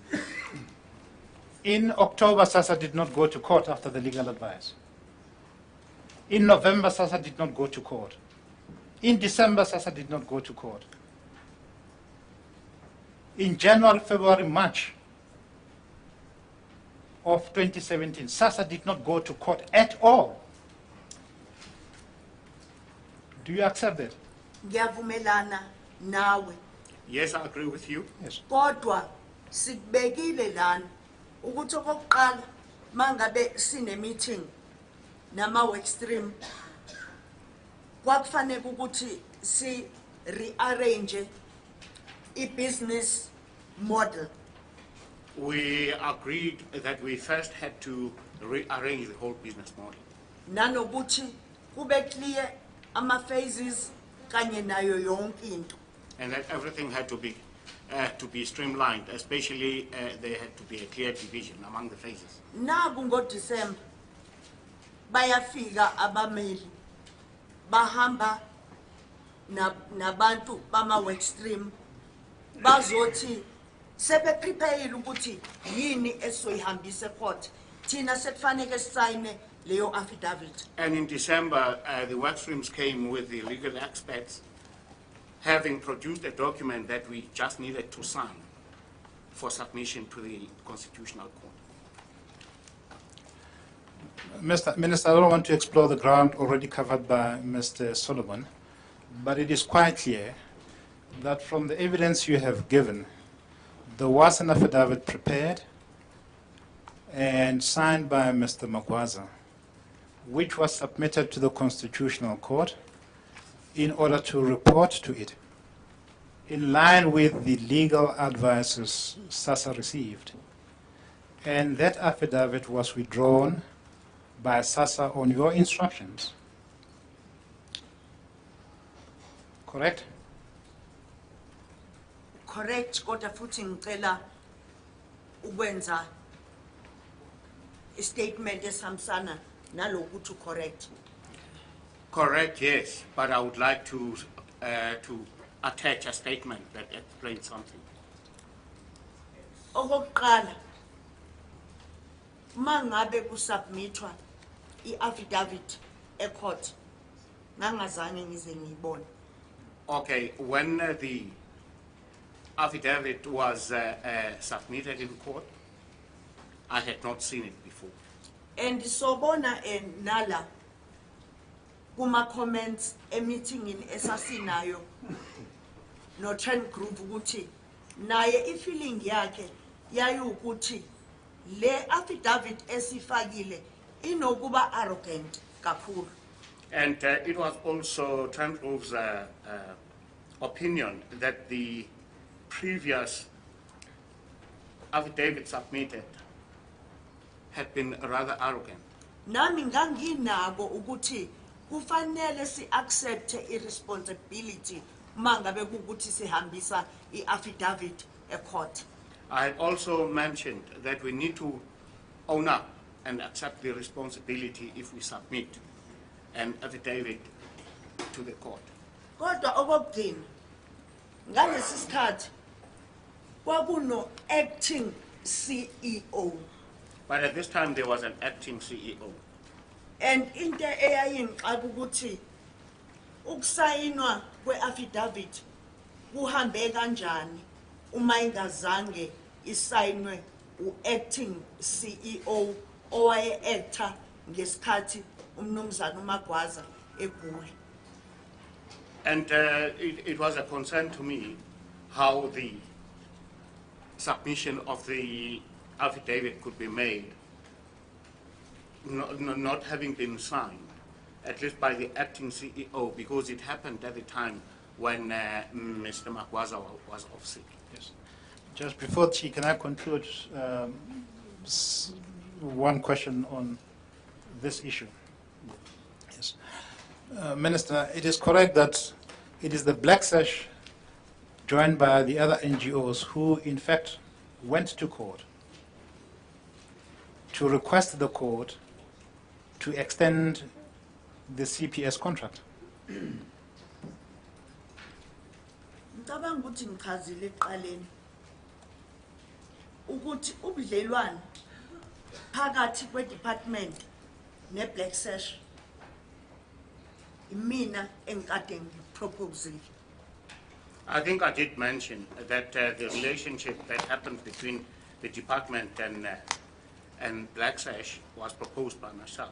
And angazi ukuthi yini eyenza particularly kube yibona asebehambisa lo mbiko, and angazi ukuthi kwakwenziwa yini ukuthi kuqondane ukuthi sihambise affidavit ne-Black Sash izohambisa isicelo sayo. I do not really know why they appear now to be taking the initiative or the lead in making these submissions. Kwakuyi-coincidence engakholeki. It was rather an ambitious coincidence. I'm sure ambitious. Ngiyaxolisa. Okay, well, that is how I understand it. Okay, or maybe you could rephrase? Engakholeki. Well, it was puzzling. Okay, I'm sorry. It was a coincidence which was difficult to believe at face value. Puzzling, okay. It did die. In Washington.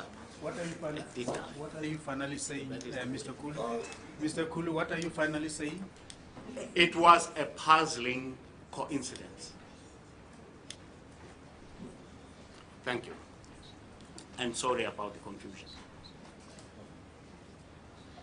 Mr. Malaga, I was going to ask you, when you reach a convenient point, you should tell me so we can adjourn. Yes. But, yeah. Judge, we can adjourn now.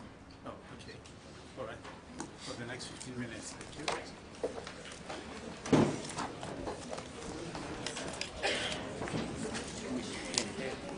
What I was doing was summarizing what the words MJ said. Put it down as ideas and concepts. What I was doing was summarizing what they were saying. And strategic insourcing is nothing more than outsourcing. And I also want to go into a close tender and then educating how it's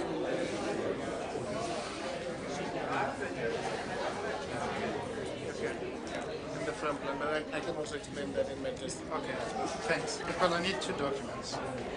I need this and Zane's letter of resignation.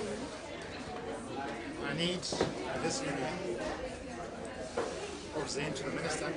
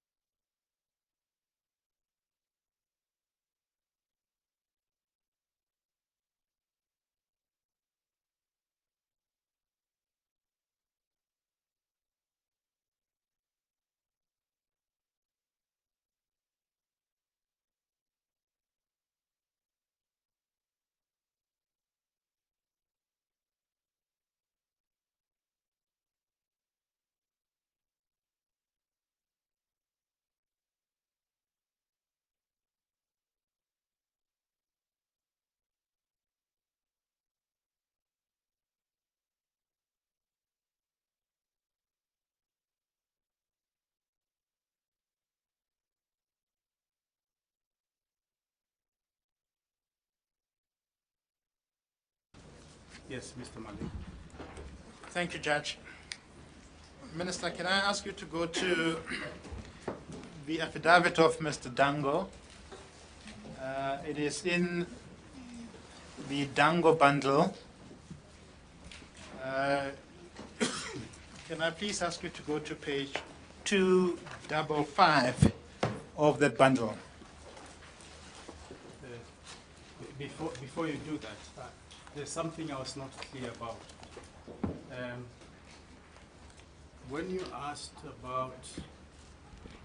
the minister about the withdrawal of Mr. Magwaza's affidavit, the minister said something about the opinion of Advocate Trengo, and in particular, the word arrogant was used. I didn't quite get the context in which that was said. Minister, do you remember that you said something about an opinion from Advocate Trengo, and then something like, I'm not so sure I'm right. It sounded as if you were saying in that opinion, Trengo was saying that the content of Mr. Magwaza's affidavit had some arrogant vehemence, or I'm not so sure. That's why I'm asking for clarification. Ngiyabonga. Thank you. Okokuqala, i-affidavit indlela mina engangibona ngayo yayiwukuthi kumele sivume ukuthi ithina esenze iphutha. To start with, the affidavit said indicated we had to admit that we had made a mistake.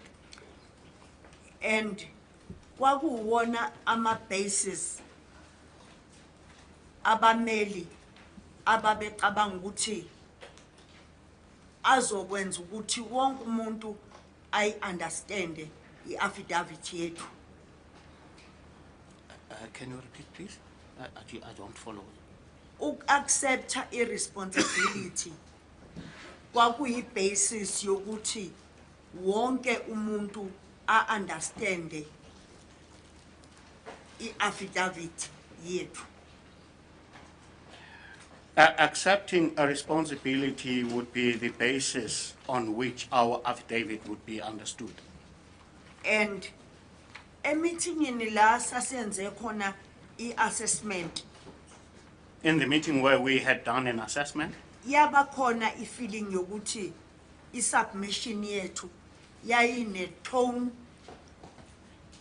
ebonisa i-arrogance. and in our meetings, a feeling did surface that our affidavit had a ring or a tone of arrogance about it.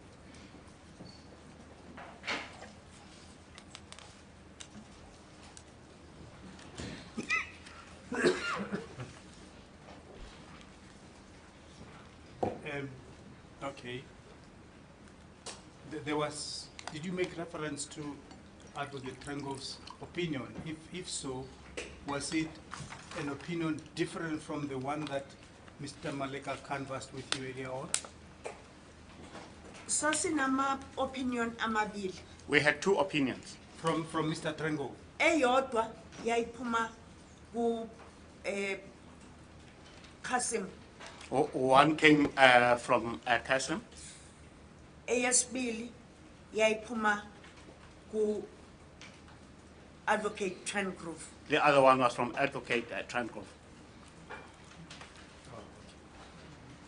You only got one opinion from Advocate Trengo, which is the one which Mr.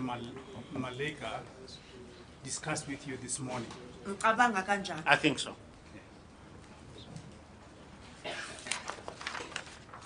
Now, you made reference to the fact that there was an acting CEO. Yep. Yes. But that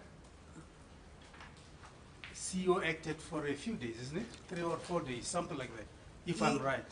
Yebo, Yes, kodwa ukusayinwa kwe-affidavit kwakufanele kube iyona ekwenzayo. yes, but he is the one to have signed the affidavit. Yeah. The CEO, the acting CEO, that is, Yeah. the acting CEO had to sign the affidavit. And not Mr. Magwaza.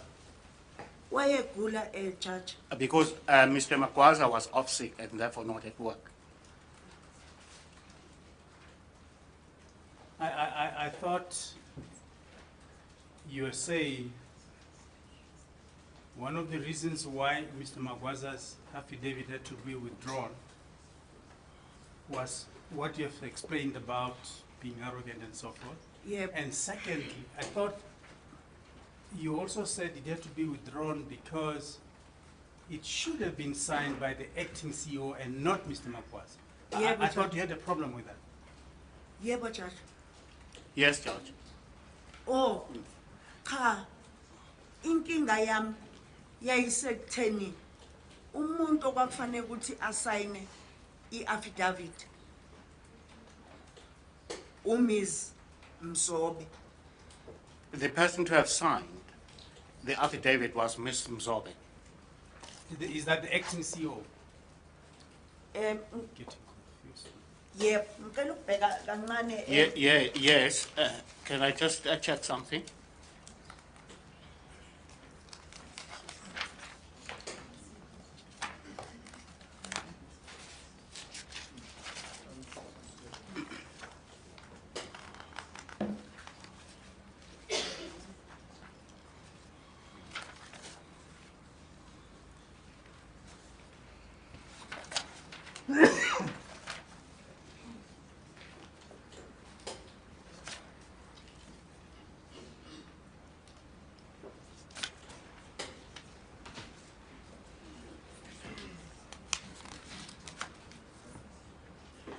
Mhlambe singabuye siphindele khona la. Kodwa i-affidavit eyayisayinwe umnumzane Magwaza wayisayina ku-sick leave. Maybe we could go back here, but the point is, the affidavit that was signed by Mr. Makwaza was signed while he was off sick or during his sick leave. Okay. You had a problem about that, about the fact that the affidavit was signed by Mr. Magwaza while he was on sick leave. Yebo ngoba ngokomthetho mangabe ungekho ugula kukhona okumele uyena efanele ukuthi enze izinto zikahulumeni. Yes, because if somebody is acting on your behalf while you are away, it is that person who has then the responsibility to do what you normally would have done according to government protocol. But my concern is, in this regard, is did it not make better sense that the affidavit be made by Mr. Magwaza? Because already even before he was appointed permanently in November, you had started introducing him in the meetings to involve him, I think from October, so I'm not so sure, maybe even earlier, I don't know. But as I say, even before November, you involved him. And I mean, it was just a matter of a few days, isn't it? Would it not have made better sense for an affidavit to be made by someone who would have been so substantially involved in things?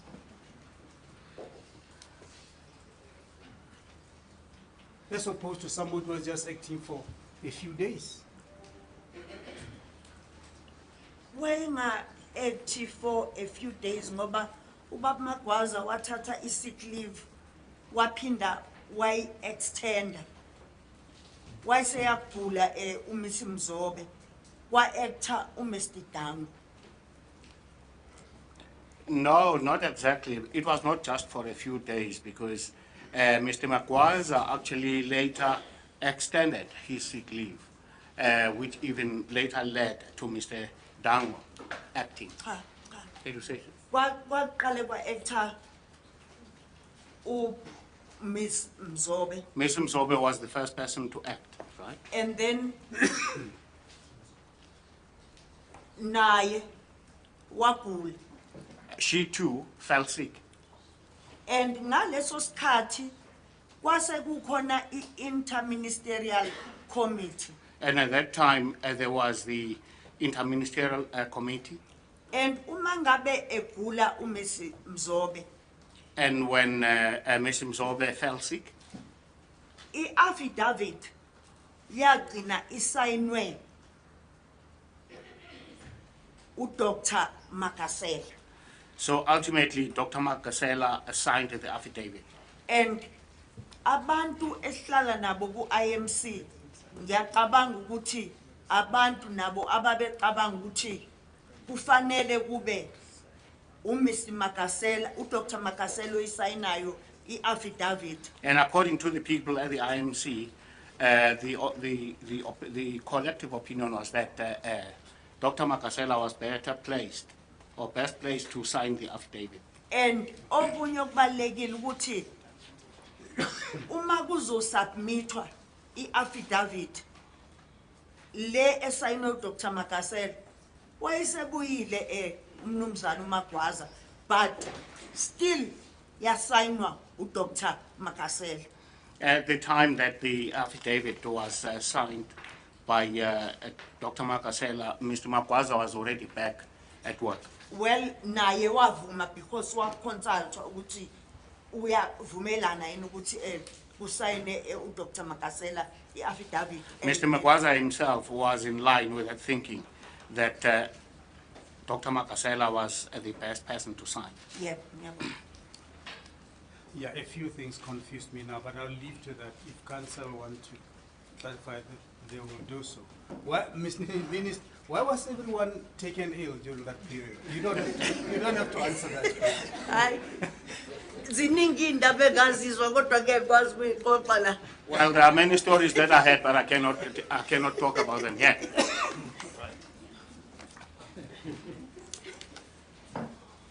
Mr. Malika. Thank you, Judge.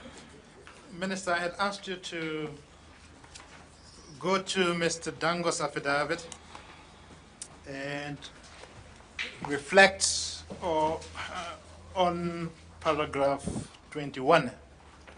And I'm going to read the last sentence of that paragraph. Cognizant of the parallel forms of decision-making and communication channels to the Minister of Social Development, I wrote her an email informing her of decision of the Ngicela Mnumzane Malika ungiphindele ipage. Mr. Malika, could you please just re-mention the page? 255. Okay. Ngiyabonga. Thank you. Can I ask you to read together with me the last sentence of paragraph 21 on page 255? Cognizant of the parallel forms of decision-making and communication channels to the Minister of Social Development, I wrote her an email informing her of the decision and also to caution against alternative options that's to be communicated by the workstream leaders. This email was sent on 25 January and is attached as Annexure E here too. You will find that email on page 281. Before we go to that email, yesterday Ms. Yakub did explore with you the fact that when you were on a conference or some other kind of similar engagement at Addis Ababa, You received an email from Mr. Dango, Yep, Yes. and that email is the one that Mr. Dango refers to in that paragraph of his affidavit. yep, Yes. The email, Minister, you'll find it at page 281. You will see when you look at that email that it is dated 25 January 2017. yep, Yes. And by that time, you had already received, read, and appreciated the legal opinions. yep, Yes. And I take it that you read this email of Mr. Magwaza, of Mr. Dango, yep, Yes. and I take it that you read it immediately after you received it. yep, Yes. There's some few facts that I'd like to establish from you about the email. In the first paragraph, he exchanges pleasantries about your stay in Addis. I'll ignore that. And in the second paragraph, he says the following. This email is to give the minister a summary of decisions reached by the government technical team yep, on the payment tender. Do you see that? yep, Yes.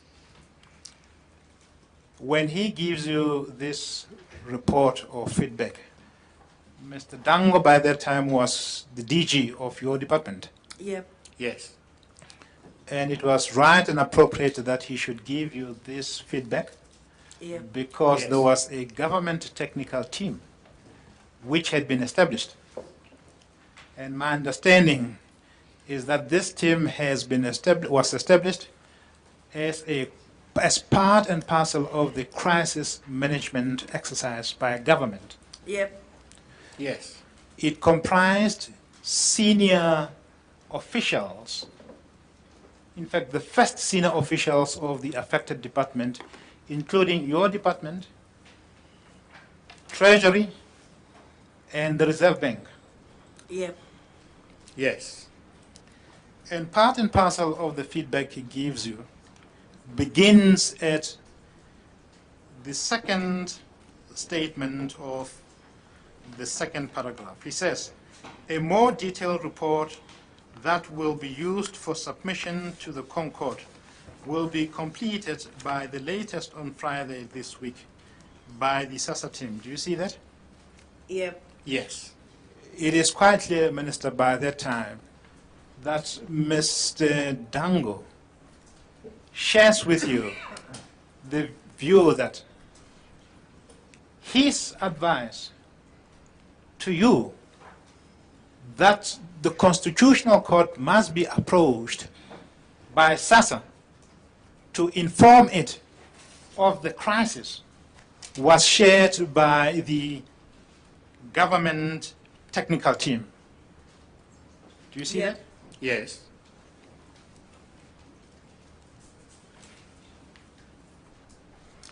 And then in paragraph 2, he gives you the background around how and why the government technical team was set up. I'm not going to explore that with you. And in the next paragraph, he says the following.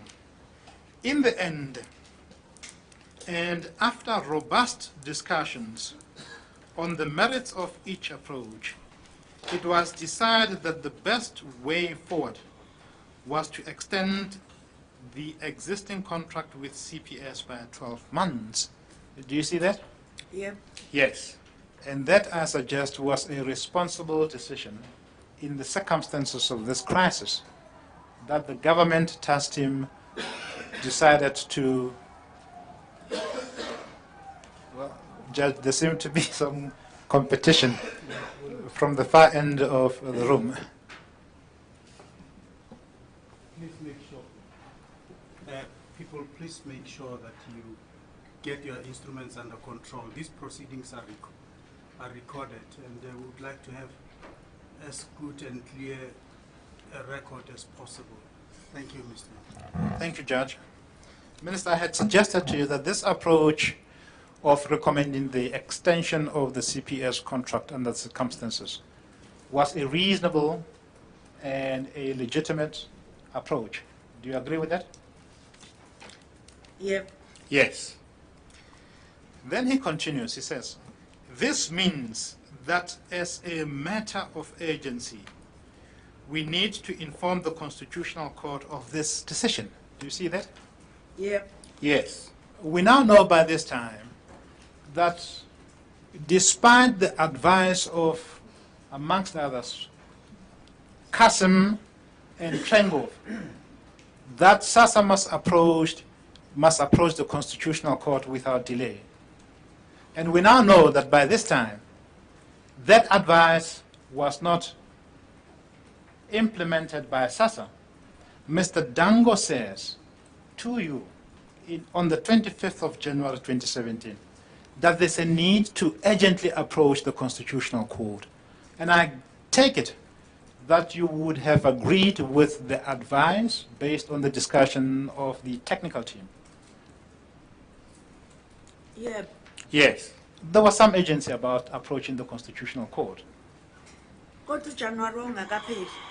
It was not yet, or January had not come to its end. I accept that. But the entire project teams, the need to report to the Constitutional Court, we have now established, were matters that were urgent and had to be executed without delay. The point I'm really making is that the technical team and the contribution of Mr. Dango repeated that thematic need for urgent action. Do you agree with that? Ngiyavuma. I agree. Then he says, this decision is only possible if it is accompanied by a firm plan that will allow us to end the contract with CPS after 12 months. Do you see that? Ngiyabona. I can see it.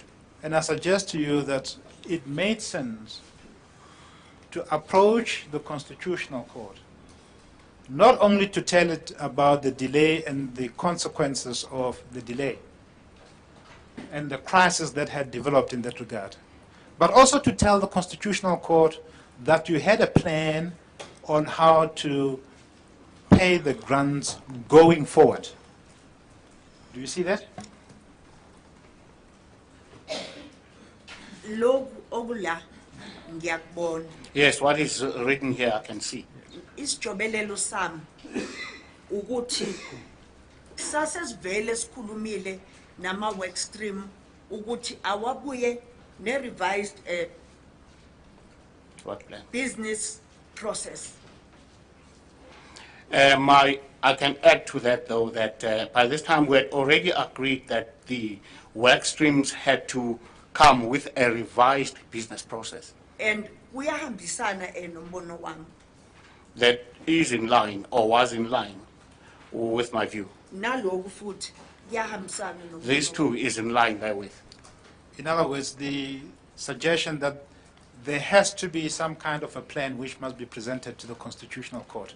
That will be in line with your understanding. Yeah. Yes. I will leave the rest of that paragraph. Go to page 282.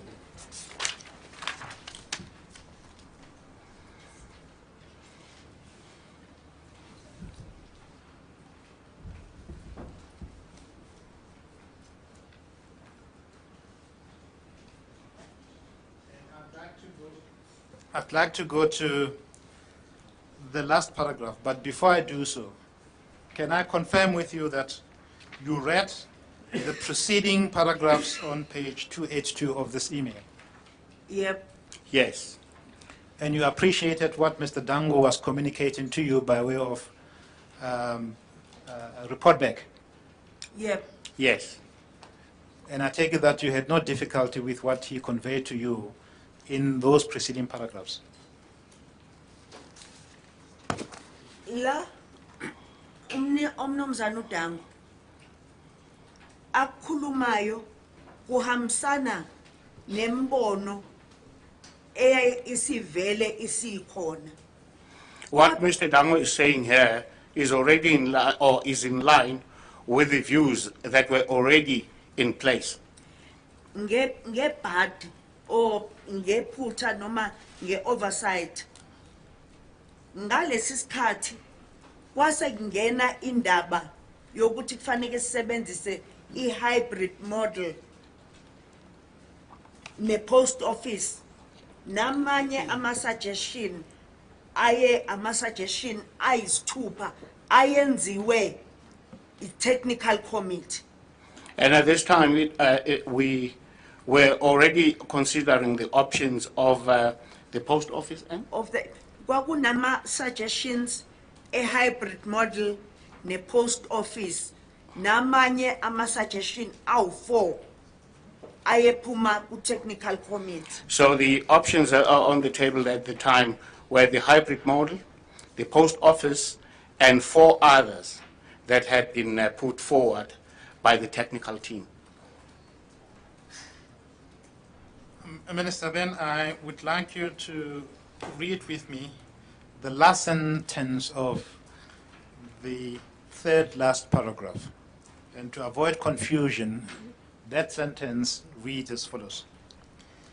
There is a sense that at times parallel documents prepared by work streams were being produced and that this was not helpful. Do you see that? Yep. Yes. And I take it you appreciate that that was the view taken by Mr. Dango as at 25 January 2017, that when he wrote this email to you. Wayesho lokhu ngoba ngangikade ngihlangane noNgqongqoshe wezezimali. He was saying this because at that point I had met with the Minister of Finance. And ngangiprepareile nami ukuthi ngizothini mangabe ngihlangana naye. Ngamshiya futhi ne-document engangiprepareile. I had also prepared what I would present to him, and I did leave him with the document that I had prepared. And ikhona lana. And that document is present here. And okushisibunzi lana ukuthi ngaba nombono nge-hybrid model ngoba yayifaka amabhange ayethe awakabibikho ready ukwenza lo msebenzi. What was very much of concern to me at the time is that it included banks, and these had clearly mentioned that they were not ready for such.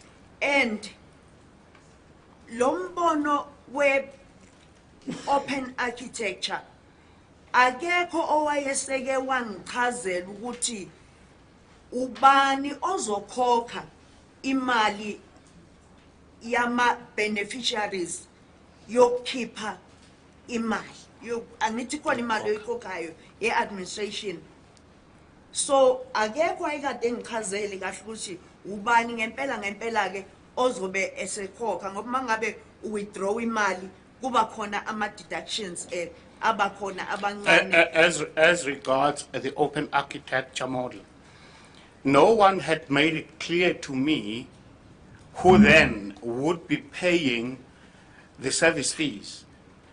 Because when somebody draws money out of a bank account, some fees have to be paid. Service fee, that is. And ngangikade ngikuphakamisile emhlanganweni esasinayo la sasixoxisana ngoDecember. I had raised this in a meeting where we were discussing just this, among other things, in December. And kukhona i-document eyayibhalwe umnomzane uVan Friede. There's a document that had been produced by Mr. Van Friede. And ekade ngangiyicela. And I had been asking for that document for quite a while. And leyo document yayithi kuklear nge-open architecture ukuthi kuzokwenzeka kanjani. That document said it was clear as to what would happen if the open architecture model were followed. Futhi yayithi ngokwe-post office akukho clear ukuthi kuzokwenze kanjani, and maybe And that same document also showed that it was not clear as to how things would go if the post office model had been followed. ngifuna ukuchaza la ukuthi ngombono wami ngangibona ama views are strong aphuma ku DG waka social development open architecture, nama views are strong aphuma ku CEO wase SASSA ayekhuluma nge post office. I was then confronted here with very strong views. One said from the DG of the social development, and the others from the CEO of SASSA. Thank you, Judge. Minister, I'd like to conclude on this score by drawing your attention to this paragraph, and which reflects the views conveyed to you by Mr. Dango. He says, in the meeting, I stressed that we cannot go and explain this decision to the Constitutional Court and also to Parliament.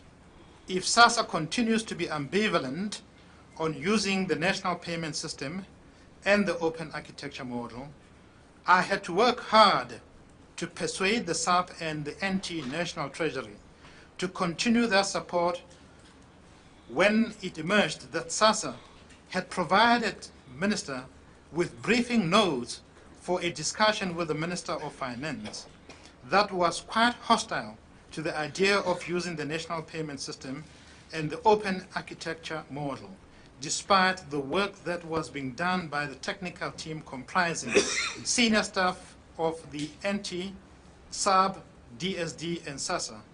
Hence, in the meeting, I needed to raise the fact that we could not use the kind of arguments used by SASSA work streams that compiled that briefing notes.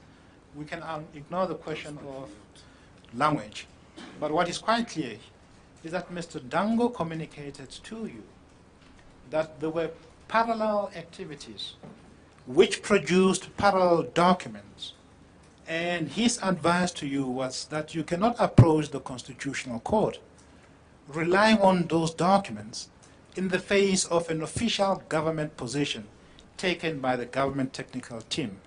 First thing first, you confirm that Mr. Dango conveyed this advice to you as your DG at the time.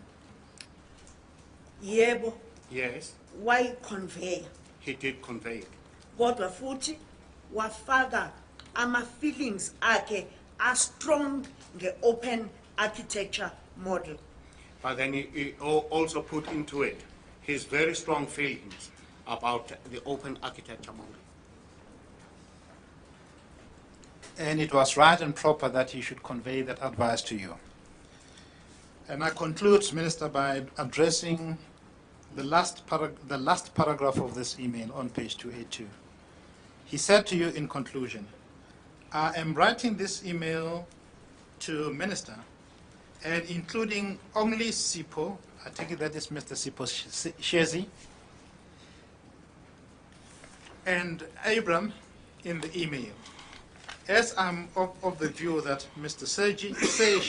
Shezi, myself, and Minister must in the first instance meet as soon as possible to discuss the political management of this, now that we have gotten to the point that even the SAB and the NT have agreed that the best way forward for 1 April 2017 is through a 12-month extension of CPS. You see that? Ngiyakubona? Yes. And I take it that you decided that that was something that needed a meeting between you, Mr. Dango, and Mr. Shezi.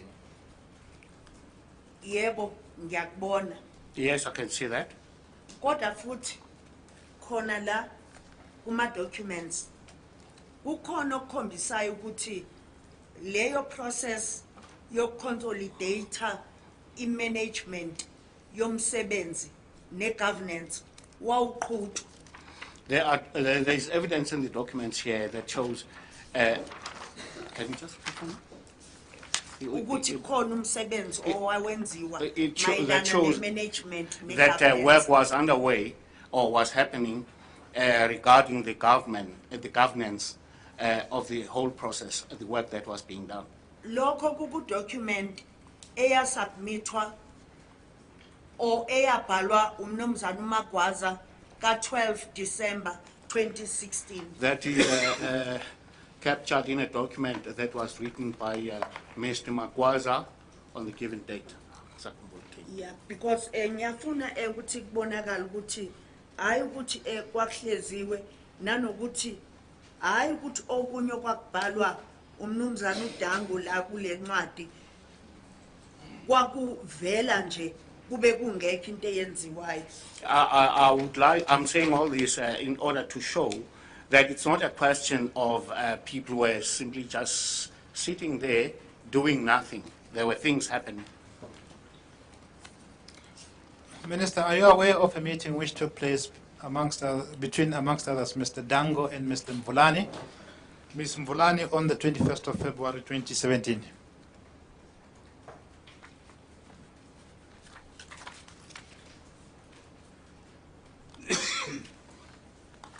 Ngicela ungibonise ukuthi ikuphi nendawo. If you can just show me, please, where to find it. It is in that affidavit of Mr. Dango, in the same bundle. It is at paragraph 34 of that affidavit.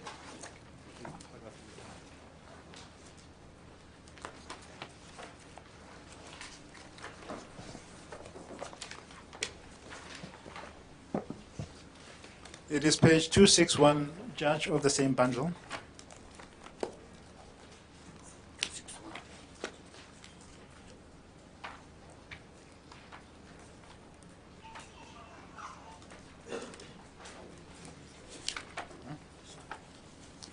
Here. I take it that you are aware of that meeting.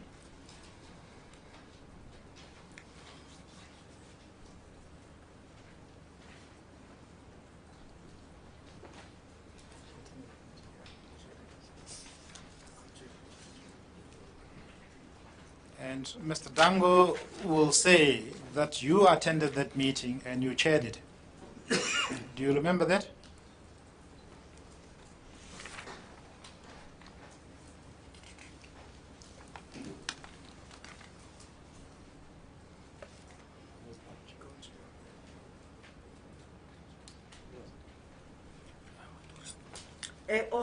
Ngisabheka lapha. I'm just checking something, please. And just to refresh your memory, Mr. Dango tells me that present at that meeting was also the chairperson of the portfolio committee, Ms. Nkapa, NC. Do you remember that there was a meeting that you attended, which he attended?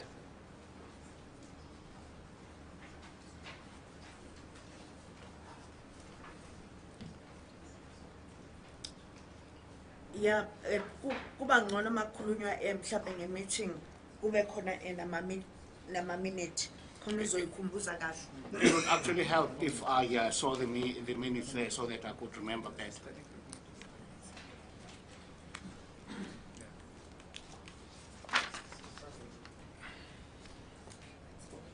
Sorry, Judge, is the meeting in February 2017? I thought my learned colleague said that. Yes, February 2017. Yes. What I want to put to you and invite your comment is the version of Mr. Dango with reference to that meeting. Firstly, that you were present at that meeting. Do you recall that you attended that meeting? Yes or no?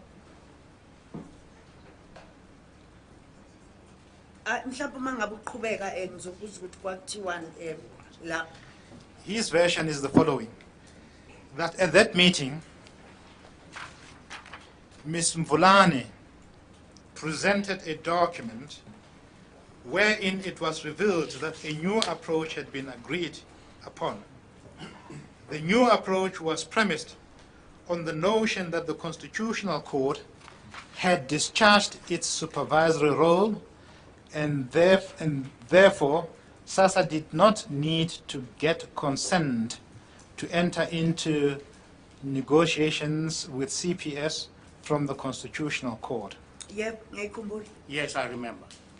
This view was raised and presented by Ms. Vulane. You remember that? Yep. Yes. And she presents this view to the meeting after you had already obtained the legal opinions. Correct? Yep. Yes. And then the version of Mr. Dango, which so far we know is correct, continues as follows. SASA would instead file a supplementary report to the Constitutional Court outlining the outcome of negotiations with CPS. Do you recall if this Yeah. type of contribution was made? Yes, I remember. So Mr. Dango is correct in that regard. Yep. Yes. The time frame for the proposed new contract would be for proposed period of 24 months. Do you see that?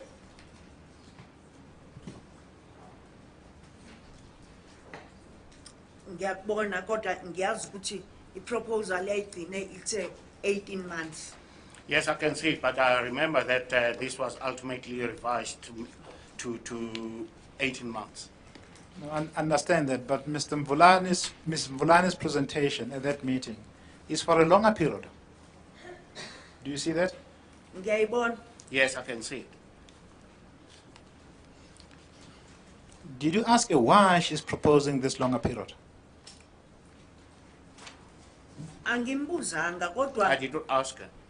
engikwaziyo waye understanda ukuthi umsebenzi lo owenziwayo la ungakanani kakhulu kunathi sonke.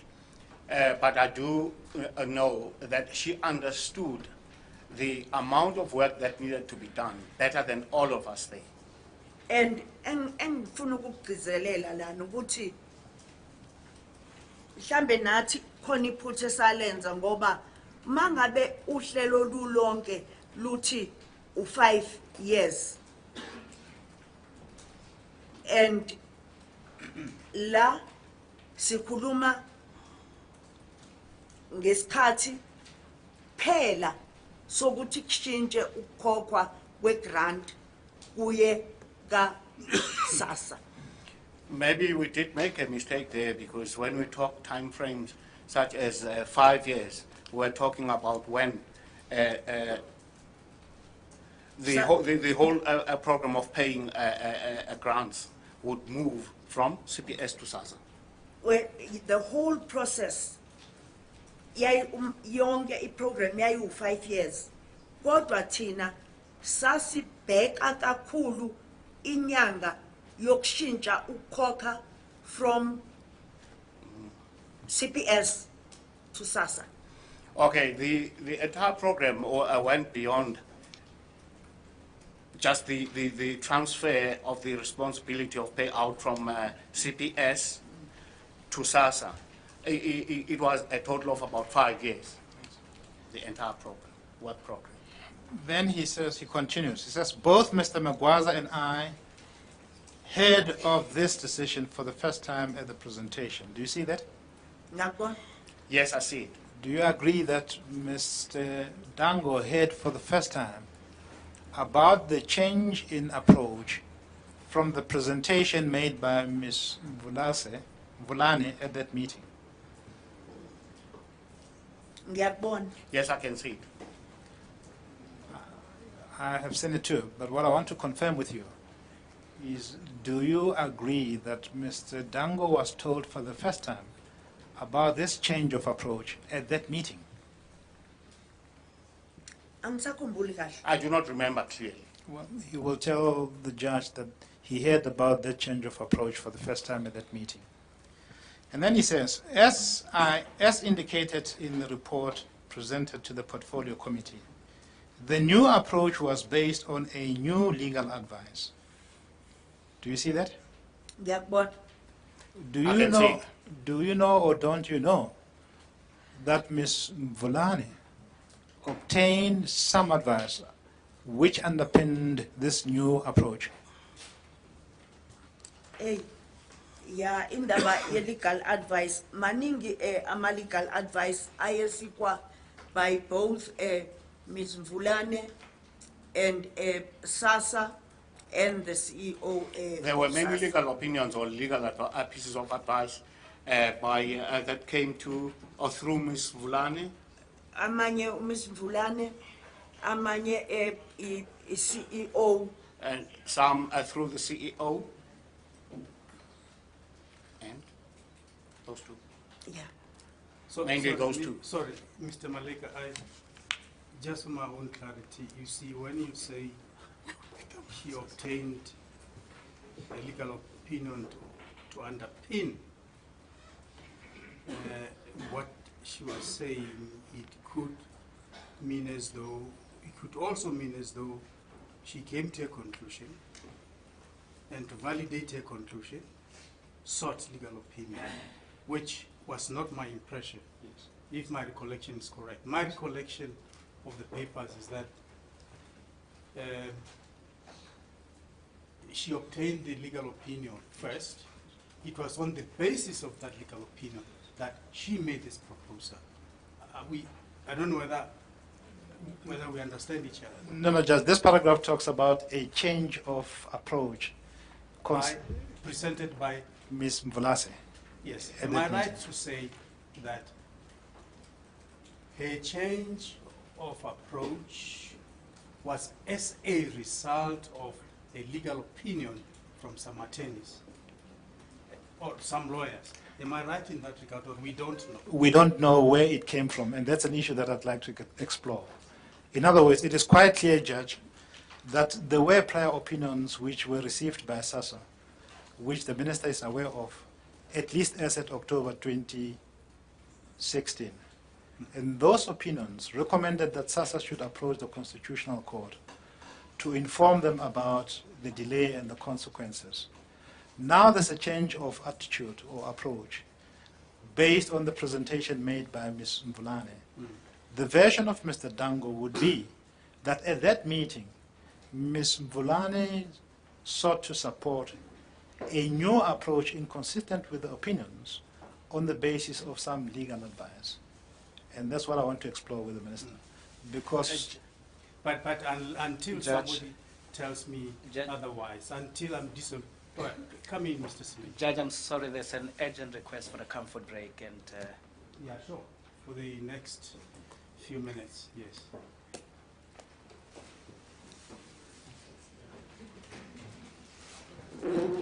But just the discussion which is taking place now does not require Mr. Kulu, the interpreter. We can resolve it so that by the time he comes back, at least we know where we are. Really, what we want to explore is the Minister's understanding. And I do so because we now know that we're no longer going to get any other witness from the side of the Minister. And we would want to make sure that the best evidence is presented before you to resolve this issue. And what I want... No, I appreciate that, but all I'm saying is, either I'm right or wrong when I say the legal opinion was obtained first, and on the basis of that legal opinion, Ms. Mvulane then made a presentation. If we don't know whether she had obtained the opinion first, then it would not be correct of you, and that's my problem. It would not be correct of you to say she made a presentation which, I can't remember your exact words, but your words should not give an impression that she made a presentation and later sought legal opinion to underpin a presentation, because we don't know. According to you, we don't know. You said you're still going to canvass that issue. According to me, wrong as I may be, my recollection tells me she obtained the legal opinion first before she made presentation. But you say we don't know. But I'm saying if we don't know, then let us not predicate our questions. I understand, Judge, and I will Yes. reformulate to avoid that misimpression. But I'd like to establish from the only witness we have here whether the version of Mr. Dango, to the extent that there was a change of attitude and change of approach, is correct. So that by the time he testifies, we know where the battle lines of difference, if any, between his version and that of the minister will be.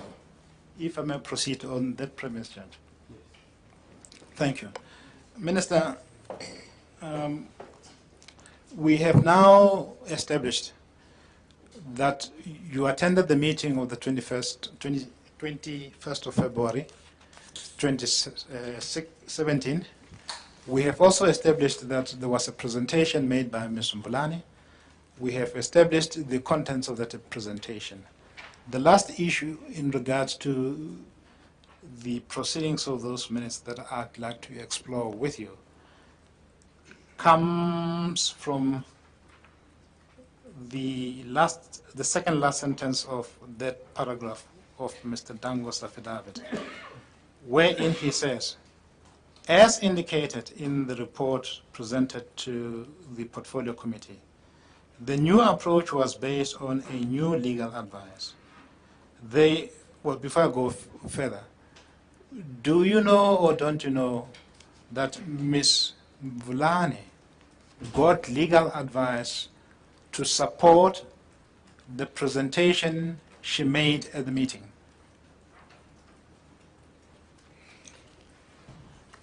Ngiyazi ukuthi kwakupreparewa i-presentation eya ku-Constitutional Court. I know that a presentation to the Constitutional Court was being prepared.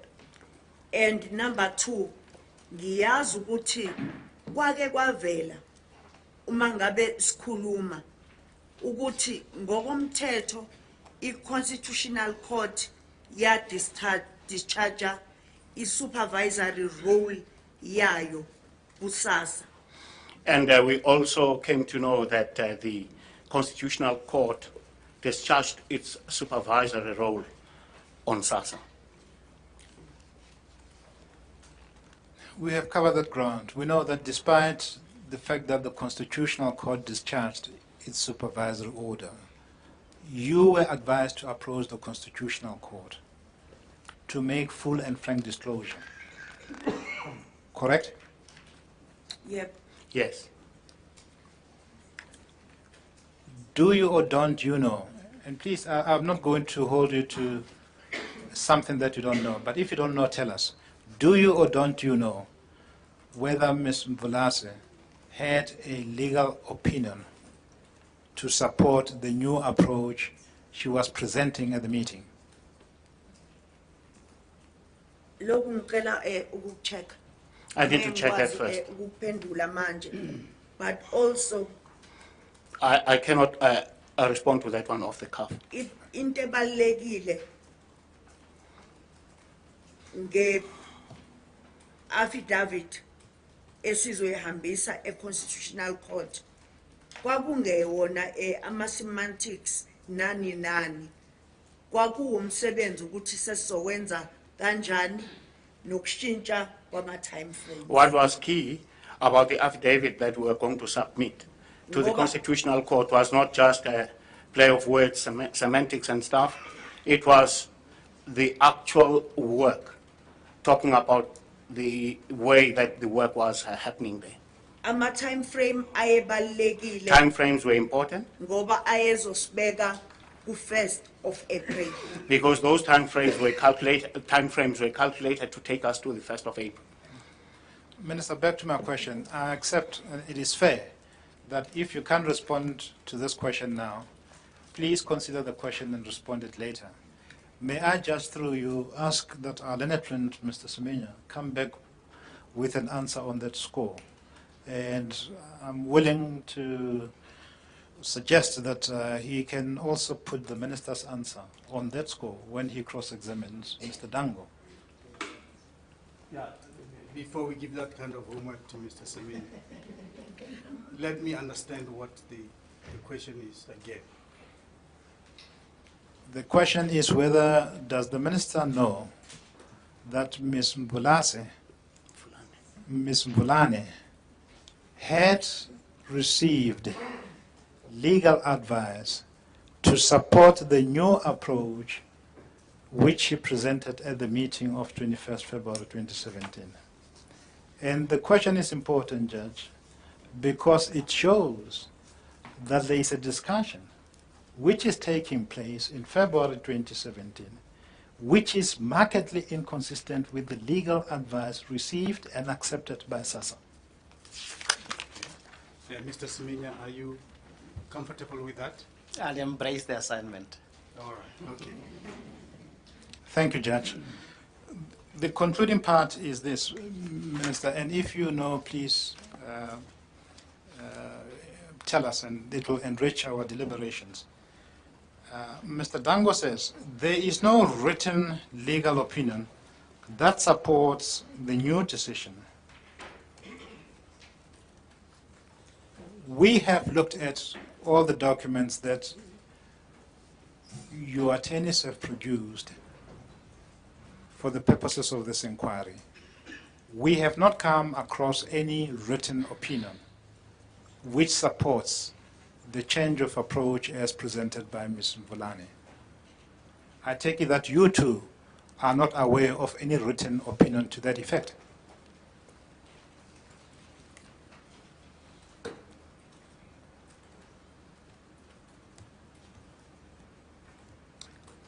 Oh, ngicabanga ukuthi ngishilo ukuthi ngiyayazi le ngxoxo le okhuluma ngayo. I think I did mention that I'm aware of the discussion that you are talking about now. Judge, I'm going to the last topic, and I hope to be quick. And to round up, Minister, on the second topic,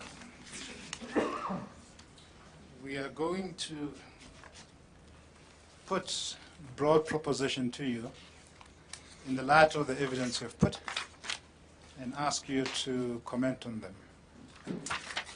And the broad propositions that we would like to put to you and invite your conclusions are this. Despite the agency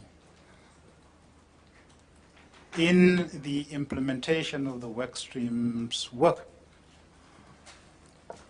there were delays that you were aware of. That is a fair conclusion to draw from your evidence, correct?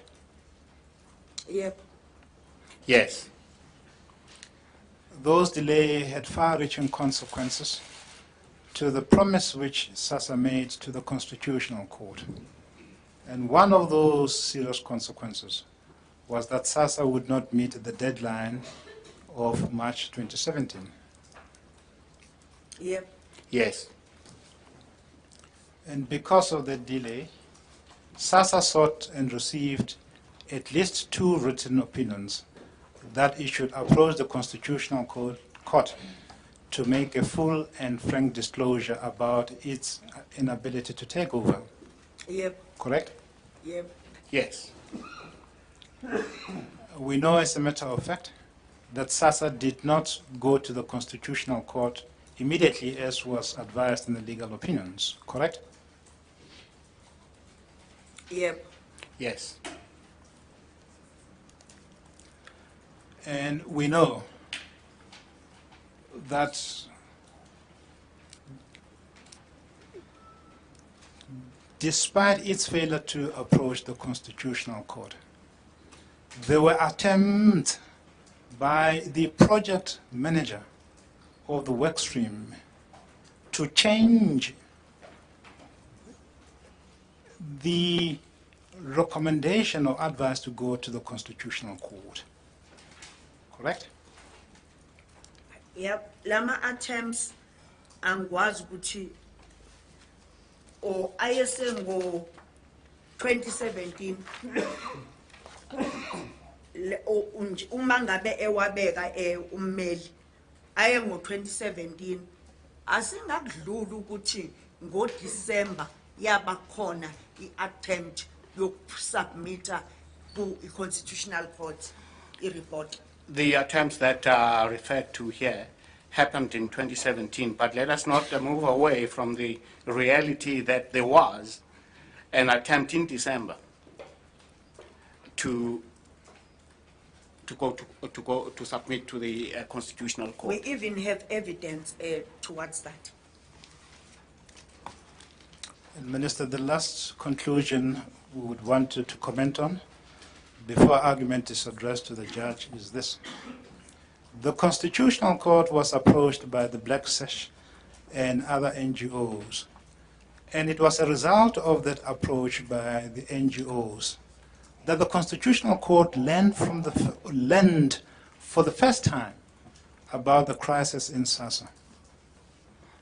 Do you agree with it? Ngiyavuma kodwa nasekuqaleni ngishilo ukuthi iBlack Sash sasebenza nayo.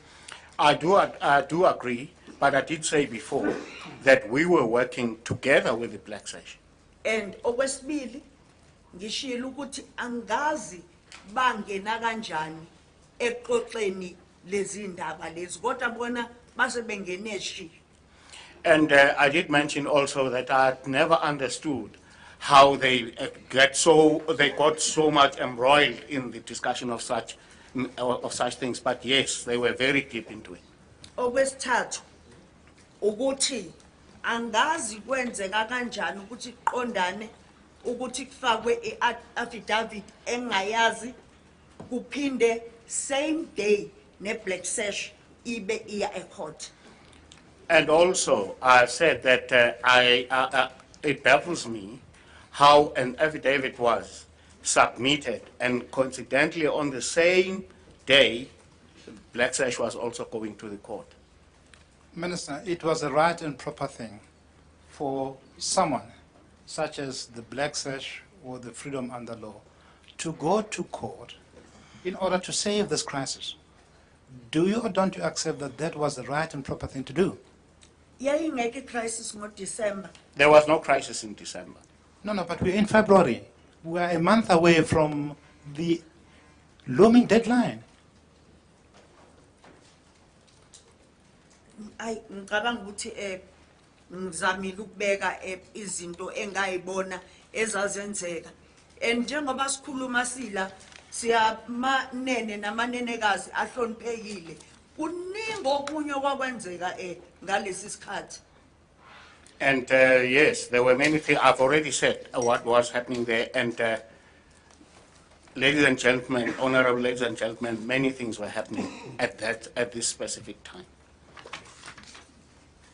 Minister, can I explore the last topic with you? And this relates to the reasons you gave in your statement to this inquiry about why your affidavit to the Constitutional Court did not disclose matters of concern that arose from the affidavits of Mr. Magwaza and Mr. Dango.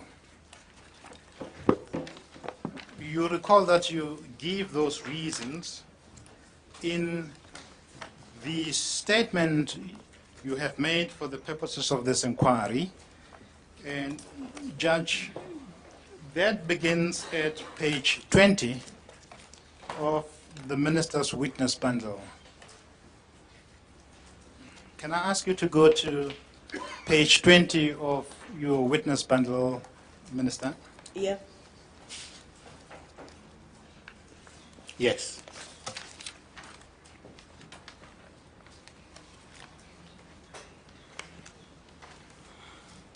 Judge, you will see that at page 20, there is a heading to this effect, and I quote, "The reason I did not inform the Constitutional Court of the existence of the work streams in my affidavit of 31 March 2017. Now, Minister, please tell me whether I understand your affidavit correctly. Which paragraph is that? From 64, Judge, page 20 of the Witness Bundle.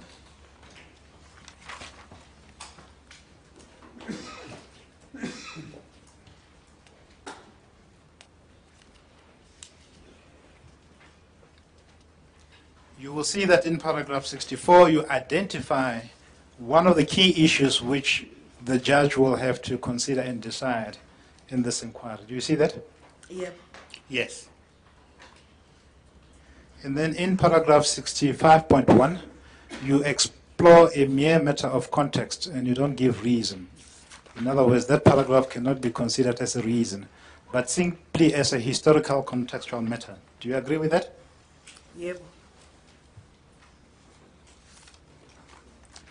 And the essence of the reasons, as I understand them, they begin from paragraph 65.2 and end Yes. up at paragraph 65.4. Do you see that? Yep. Yes. So in sum, there are, well, in form, there are 3 of them. And I'd like to explore the reason, firstly, that appears in paragraph 65.4, because it relates to Mr. Dango. Can we start there? Yep. Yes. You will see in that paragraph, you say, until I read the affidavits filed on behalf of Mr. Magwaza and Mr. Dango in the Constitutional Court, I was not aware that they considered the work streams to be parallel, in quotes, process to the work being done by SASA. Do you see that? Yes. Yes. And that's the paragraph I'd like to explore with you, Minister, with reference to Mr. Dango's version. Let's finish the whole paragraph. Right? I had understood that they did not approve of the early reporting of the work streams, but Mr. Metcalf explained this process to SASA Exco at the meeting of 24 October 2016 and assured him that the work streams fully intended to report to SASA and align themselves with SASA going forward. He also explained that work streams had worked from the outset with SASA employees on the ground, but had not reported to Exco until they were in a position to propose concrete options on the way forward. Thank you for that context. Yesterday, Mr. Solomon explored with you the contents of the meeting of 24 October 2016. I had put to you, and we had agreed, that Mr. Dango did not attend that meeting. And I had put to you, and we had agreed, that you two did not attend that meeting. What I'd like to explore with you has nothing to do with that meeting.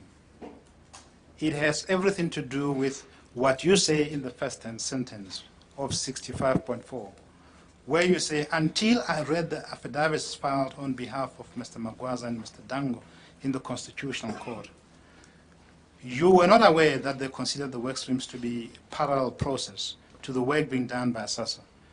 That's the reason you give why you did not disclose the work streams, their objective, their programs, their mandate, and the anticipated duration to the Constitutional Court.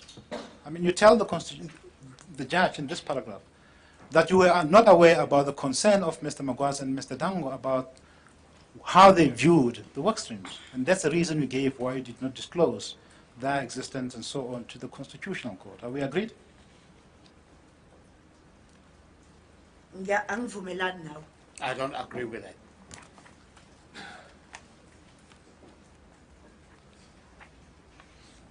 How do you want the judge to approach and understand the first sentence of 65.4? Can we get your benefit before I put questions to you?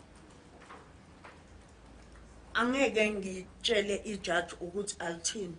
I cannot Mangabe unombono ohlukile ngcono ukusho ngoba leli sentence liclear.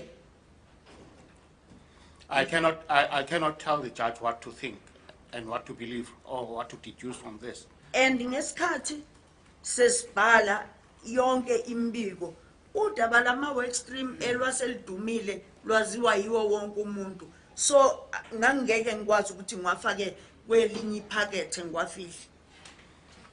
There was a time when the matter of the work streams was something that everybody was told. It was the talk of the town. And it was not something that I could hide away in a pocket. So enye into ngiyachaza lana ukuthi ifocus yami yayikuphi, and uma ngabe unombono omunye wokuthi engangikufihla umbono wakho engeke ngiwuphikise. All that I'm saying here is, my focus was on this. But if you have a different view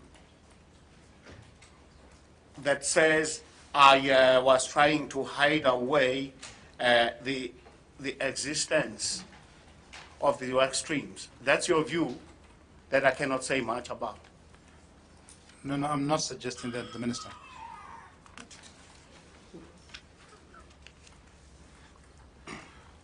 We know as a matter of context, Minister, that it is Mr. Magwaza and Mr. Dango who disclosed the details about the work stream in their affidavit to the Constitutional Court.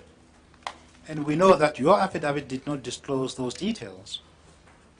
And we know that the Constitutional Court was concerned about why you did not do so. And it is for that reason that it referred the matter to the judge for inquiry. You correctly identify as one of the questions the judge has to consider in the inquiry the reasons why your affidavit did not disclose those matters. The view of Mr. Dango, which I have explored with you, is that they considered the work of the work streams and the documentation presented to you to be parallel processes of reporting. Your response in this inquiry is that you did not know that they took that view until you read their affidavits in the Constitutional Court. That's the simple proposition I'm putting to you, that your response in this inquiry is that you are unaware of the attitude adopted by Mr. Magwaza and Mr. Dango about the status and the implications of the work streams. No, ngiyaphika lokho. I disagree with that. Ngesikhathi siye court, even interministerial committee yayisiwazi ama-work stream. And When we went to court, the Interministerial Committee was aware of the existence of the work streams. And interministerial committee iyi-committee eli-reporter esigungwini esikhulu se-cabinet. The Interministerial Committee reports to central government, did you say? To cabinet. To cabinet. So angibona ukuthi ngangayifihla kanjani leyo nto, and okunye Therefore, it was not possible for me to hide something like that away. mangabe siyokwenza full presentation ku IMC yama work stream. When we went to make a full presentation about the work streams, Leyo presentation ya adoptwa the IMC, the IMC adopted that presentation, and or the views are expressed in that presentation. lana kufanele sikwazi ukuseparate between strong views of individuals and views of structure esithatha ama-decision. We must make a clear distinction between strong views of individuals and a collective view of a structure meant to make decisions.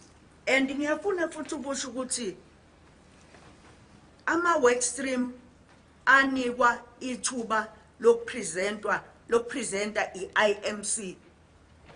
It was the IMC that gave the opportunity for the work streams to make a presentation.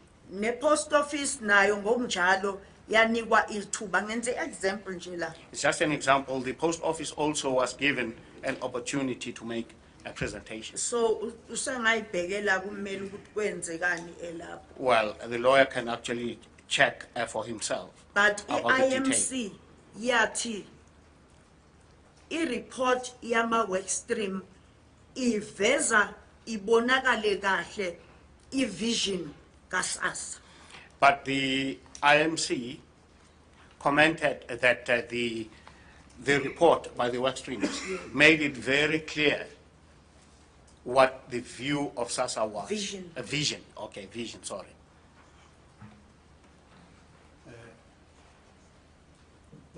Minister, maybe what you should do, we should give you time to quietly read that sentence and then tell us whether that sentence is correct. Judge, i-paragraph yonke i-correct. Judge, the whole paragraph read in its entirety is correct. Including the sentence which Mr. Maleka is referring to, the opening sentence. Yebo. Yes. Mr. Maleka. Minister, I suggest to you that the first sentence of that paragraph cannot be correct. And let me explore with you why it cannot be correct on the facts that we have established. Before you read the affidavit of Mr. Dango, which was made in March 2017, you had already received 2 months before his email of 25 January 2017, when you were in Addis Ababa. You confirmed that you had received, read, and appreciated the contents of that email. You remember that? Ngiyakhumbula. Yes, I remember. And you remember that in that email he expressed concerns about the reports which arose from the SASSA work streams, and he raised concerns about the documents from that the work streams which he described as parallel processes. You remember that? Yebo. Yes. It must have been clear to you, at least as of January, that Mr. Dango was raising concerns about the work streams processes that he regarded as parallel processes producing parallel documents. There cannot be any doubt about that position he took before he made his affidavit. Ngangizohamba ngifike ngithini uMinister uPravin ukuba uMiss Mvulane wayengapresentanga owayengaprepayanga le presentation engangizoya nayo ku What could I Pravin possibly go and present. present to Minister Pravin or Minister of Finance, right? If Ms. Vulana had not prepared,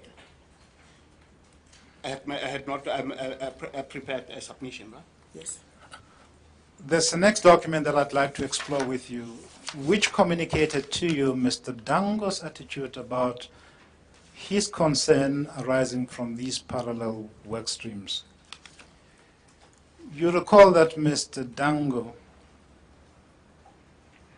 resigned from the Department of Social Development. You remember that? Ngiyakhumbula. I remember it. And you would recall that he wrote a letter of resignation. Ngiyakhumbula. And I you, remember. and you received that letter of resignation, correct? Ngayithola. I received it. And the letter of resignation was written, sent to you, and received by you before Mr. Dango made the affidavit to the Constitutional Court. You remember that? Yep. Yes. Judge, the letter appears at page 845 of the Black Sash bundle.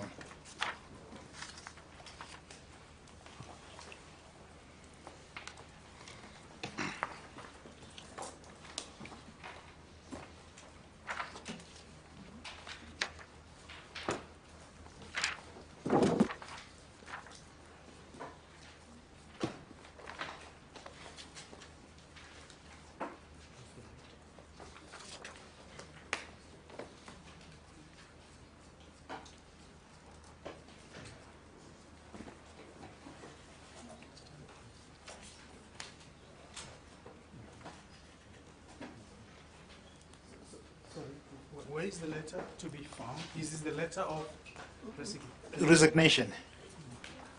It's page 845 of the Black Sash bundle.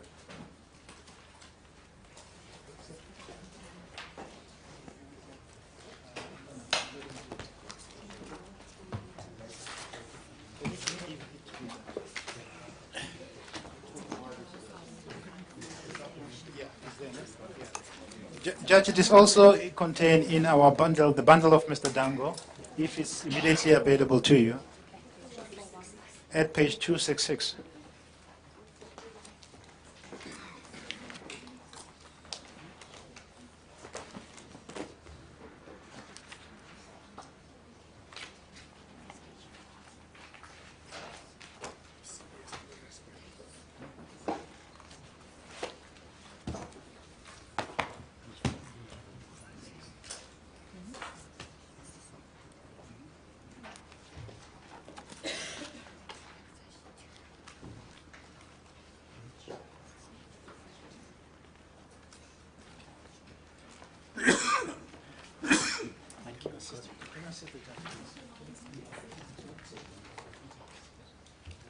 Judge, can I, with your permission, ask a copy of the letter from the FUL team to be placed before you? I'm just going to explore one paragraph, and I'd like the letter from?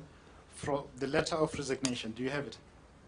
The letter dated 3 March 2017. Yeah, I have it. Thank you, Judge. Keep on being misled by the team next door. Minister, you received this letter.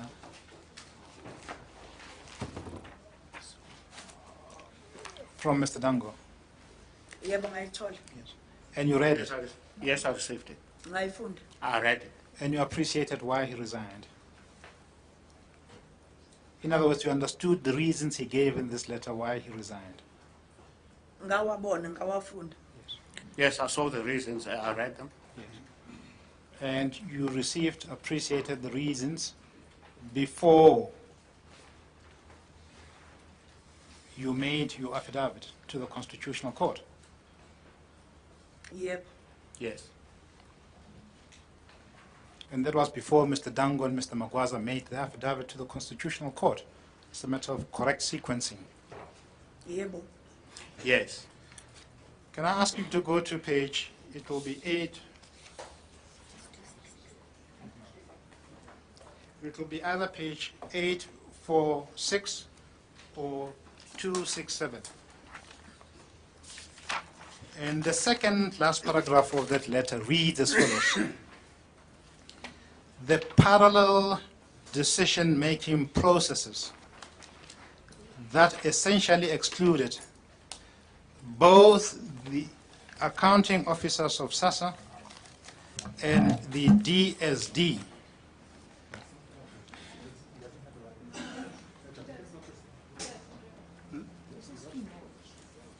This is the letter of 3 March 2017. And what is Mr. Malaga is reading on the next page 2 of the letter, which says the parallel decision-making processes that essentially excluded both, etc., etc. Judge, the FUL team is living in another world, away from the prevailing activities of this inquiry. And the sooner they keep quiet, the better for all of us to achieve progress. Well, they are in a parallel universe, as Mr. Solomon suggests. But please, let's conclude the... That would mean they mustn't get their fees for the day. Minister, I apologize for all of these, but let me read the paragraph again so that we are on the same wavelength. The parallel decision-making processes that essentially excluded both accounting officers, in plural, of SASSA and the DSD, and a trusted special advisor like Sipho Shezi from key decisions regarding this matter have given rise to the kinds of tensions that have emerged. We've confirmed that you have read that paragraph as one of the reasons given by Mr. Dango for his resignation. It is quite clear to me, as it must be to anyone who knows the facts, that when he refers to the accounting officers of SASSA, he means Mr. Magwaza at the time. Yeah. Yes. And when he refers to the accounting officer as the DSD, in context, time, and space, he refers to himself, Mr. Dango, correct? Yeah. Yes. And he mentioned the special advisor, Mr. Sipho Shezi, by name. So it must have been clear by that time when you received and read the letter that Mr. Dango expressed to you his concerns about this parallel decision-making processes, correct? Yeah. Yes. And it must have been clear to you that his concern was that this parallel decision-making process has created tension, correct? Yep. Yes.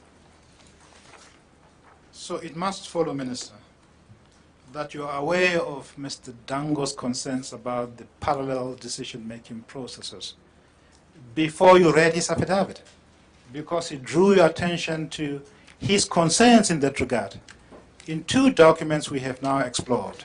The first is the email of 25 January 2017. The second is his letter of resignation, correct? Yeah. Yes.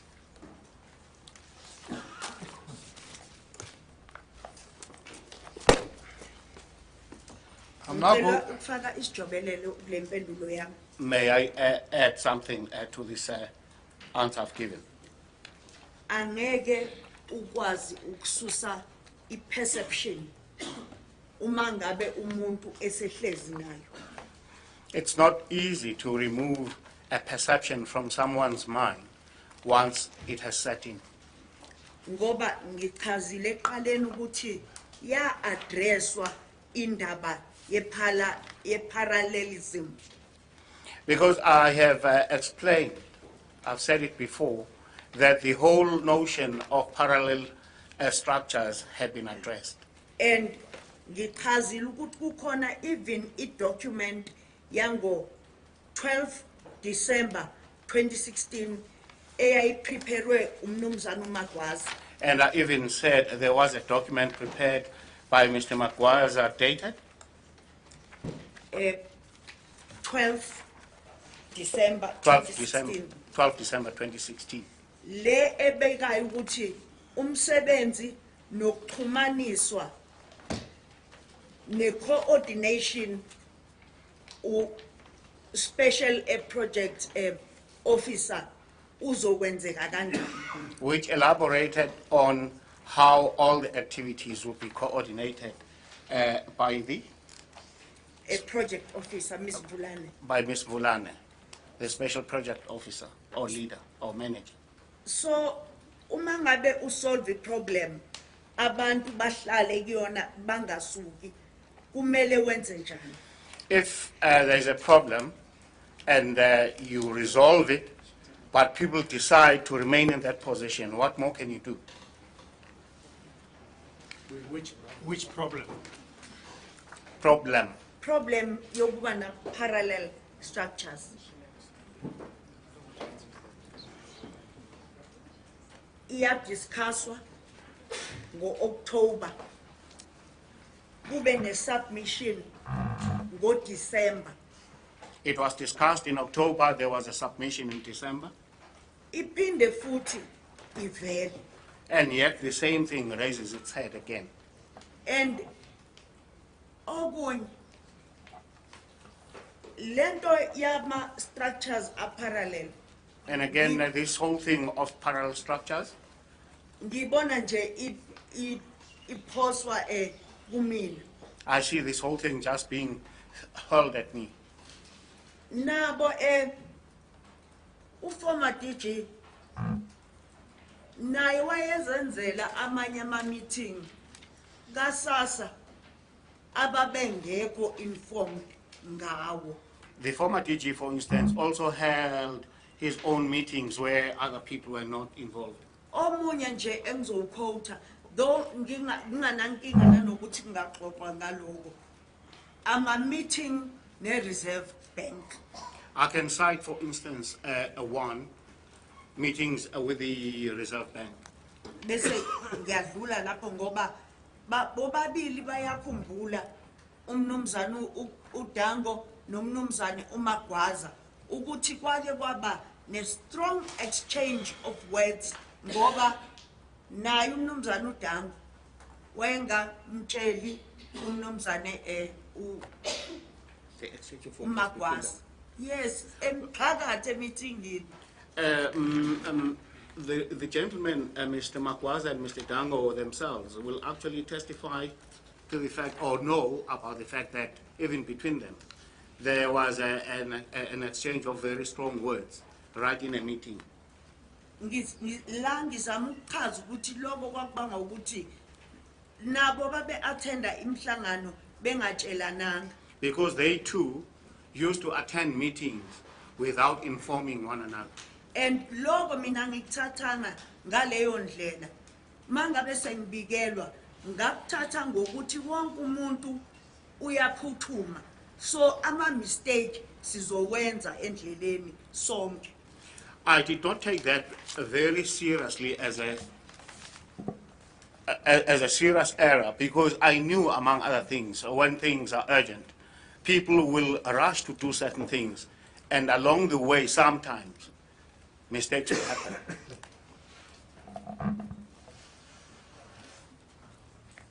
Mr. Malik. Judge, I'm going to be quick, hopefully, by exploring the remainder of the reasons given. And they appear in paragraph... I was just asking myself whether we're still going to go to the same point. No, this is a different point, Judge. And really explore them, Judge, because these are the reasons presented before you why there was no full and frank disclosure. And we want to solicit the Minister's response so that by the No, time... what I was saying was that with regard to this opening sentence, I'm not going any further, a Judge. point has I've explored Yes. my questions. There's no point in, there would be no point in still, No, harping on it. no, I'm not going to. And that is time to move on to the next point. Yes, Judge. Judge, I hope I'll be quick here. I'm almost at the You end. don't have to be, don't feel rushed. Minister, I'm going to explore the remainder of the reasons that you gave about why the work streams activities were not disclosed in your affidavit to the Constitutional Court. Maybe we should stop here until 2 o'clock. As the court pleases. That sounds like it's a convenient point. I'm indebted to you, Judge. Thank you. We'll come back at 2 o'clock.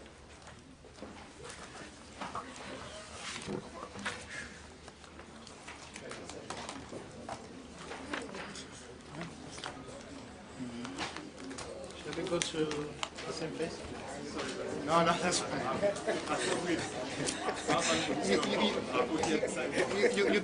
You keep on sending me in the wrong directions all the time. I'm almost done. Well done. You've demonstrated to him that his decision was correct. If he has any doubts about it, he now knows he was right. Well done. Yeah, I don't need that. I'm almost done. No, I think that was the most comprehensive dismantling. I think Ishmael should know that you don't give advices to your clients. That was what they do. Yeah.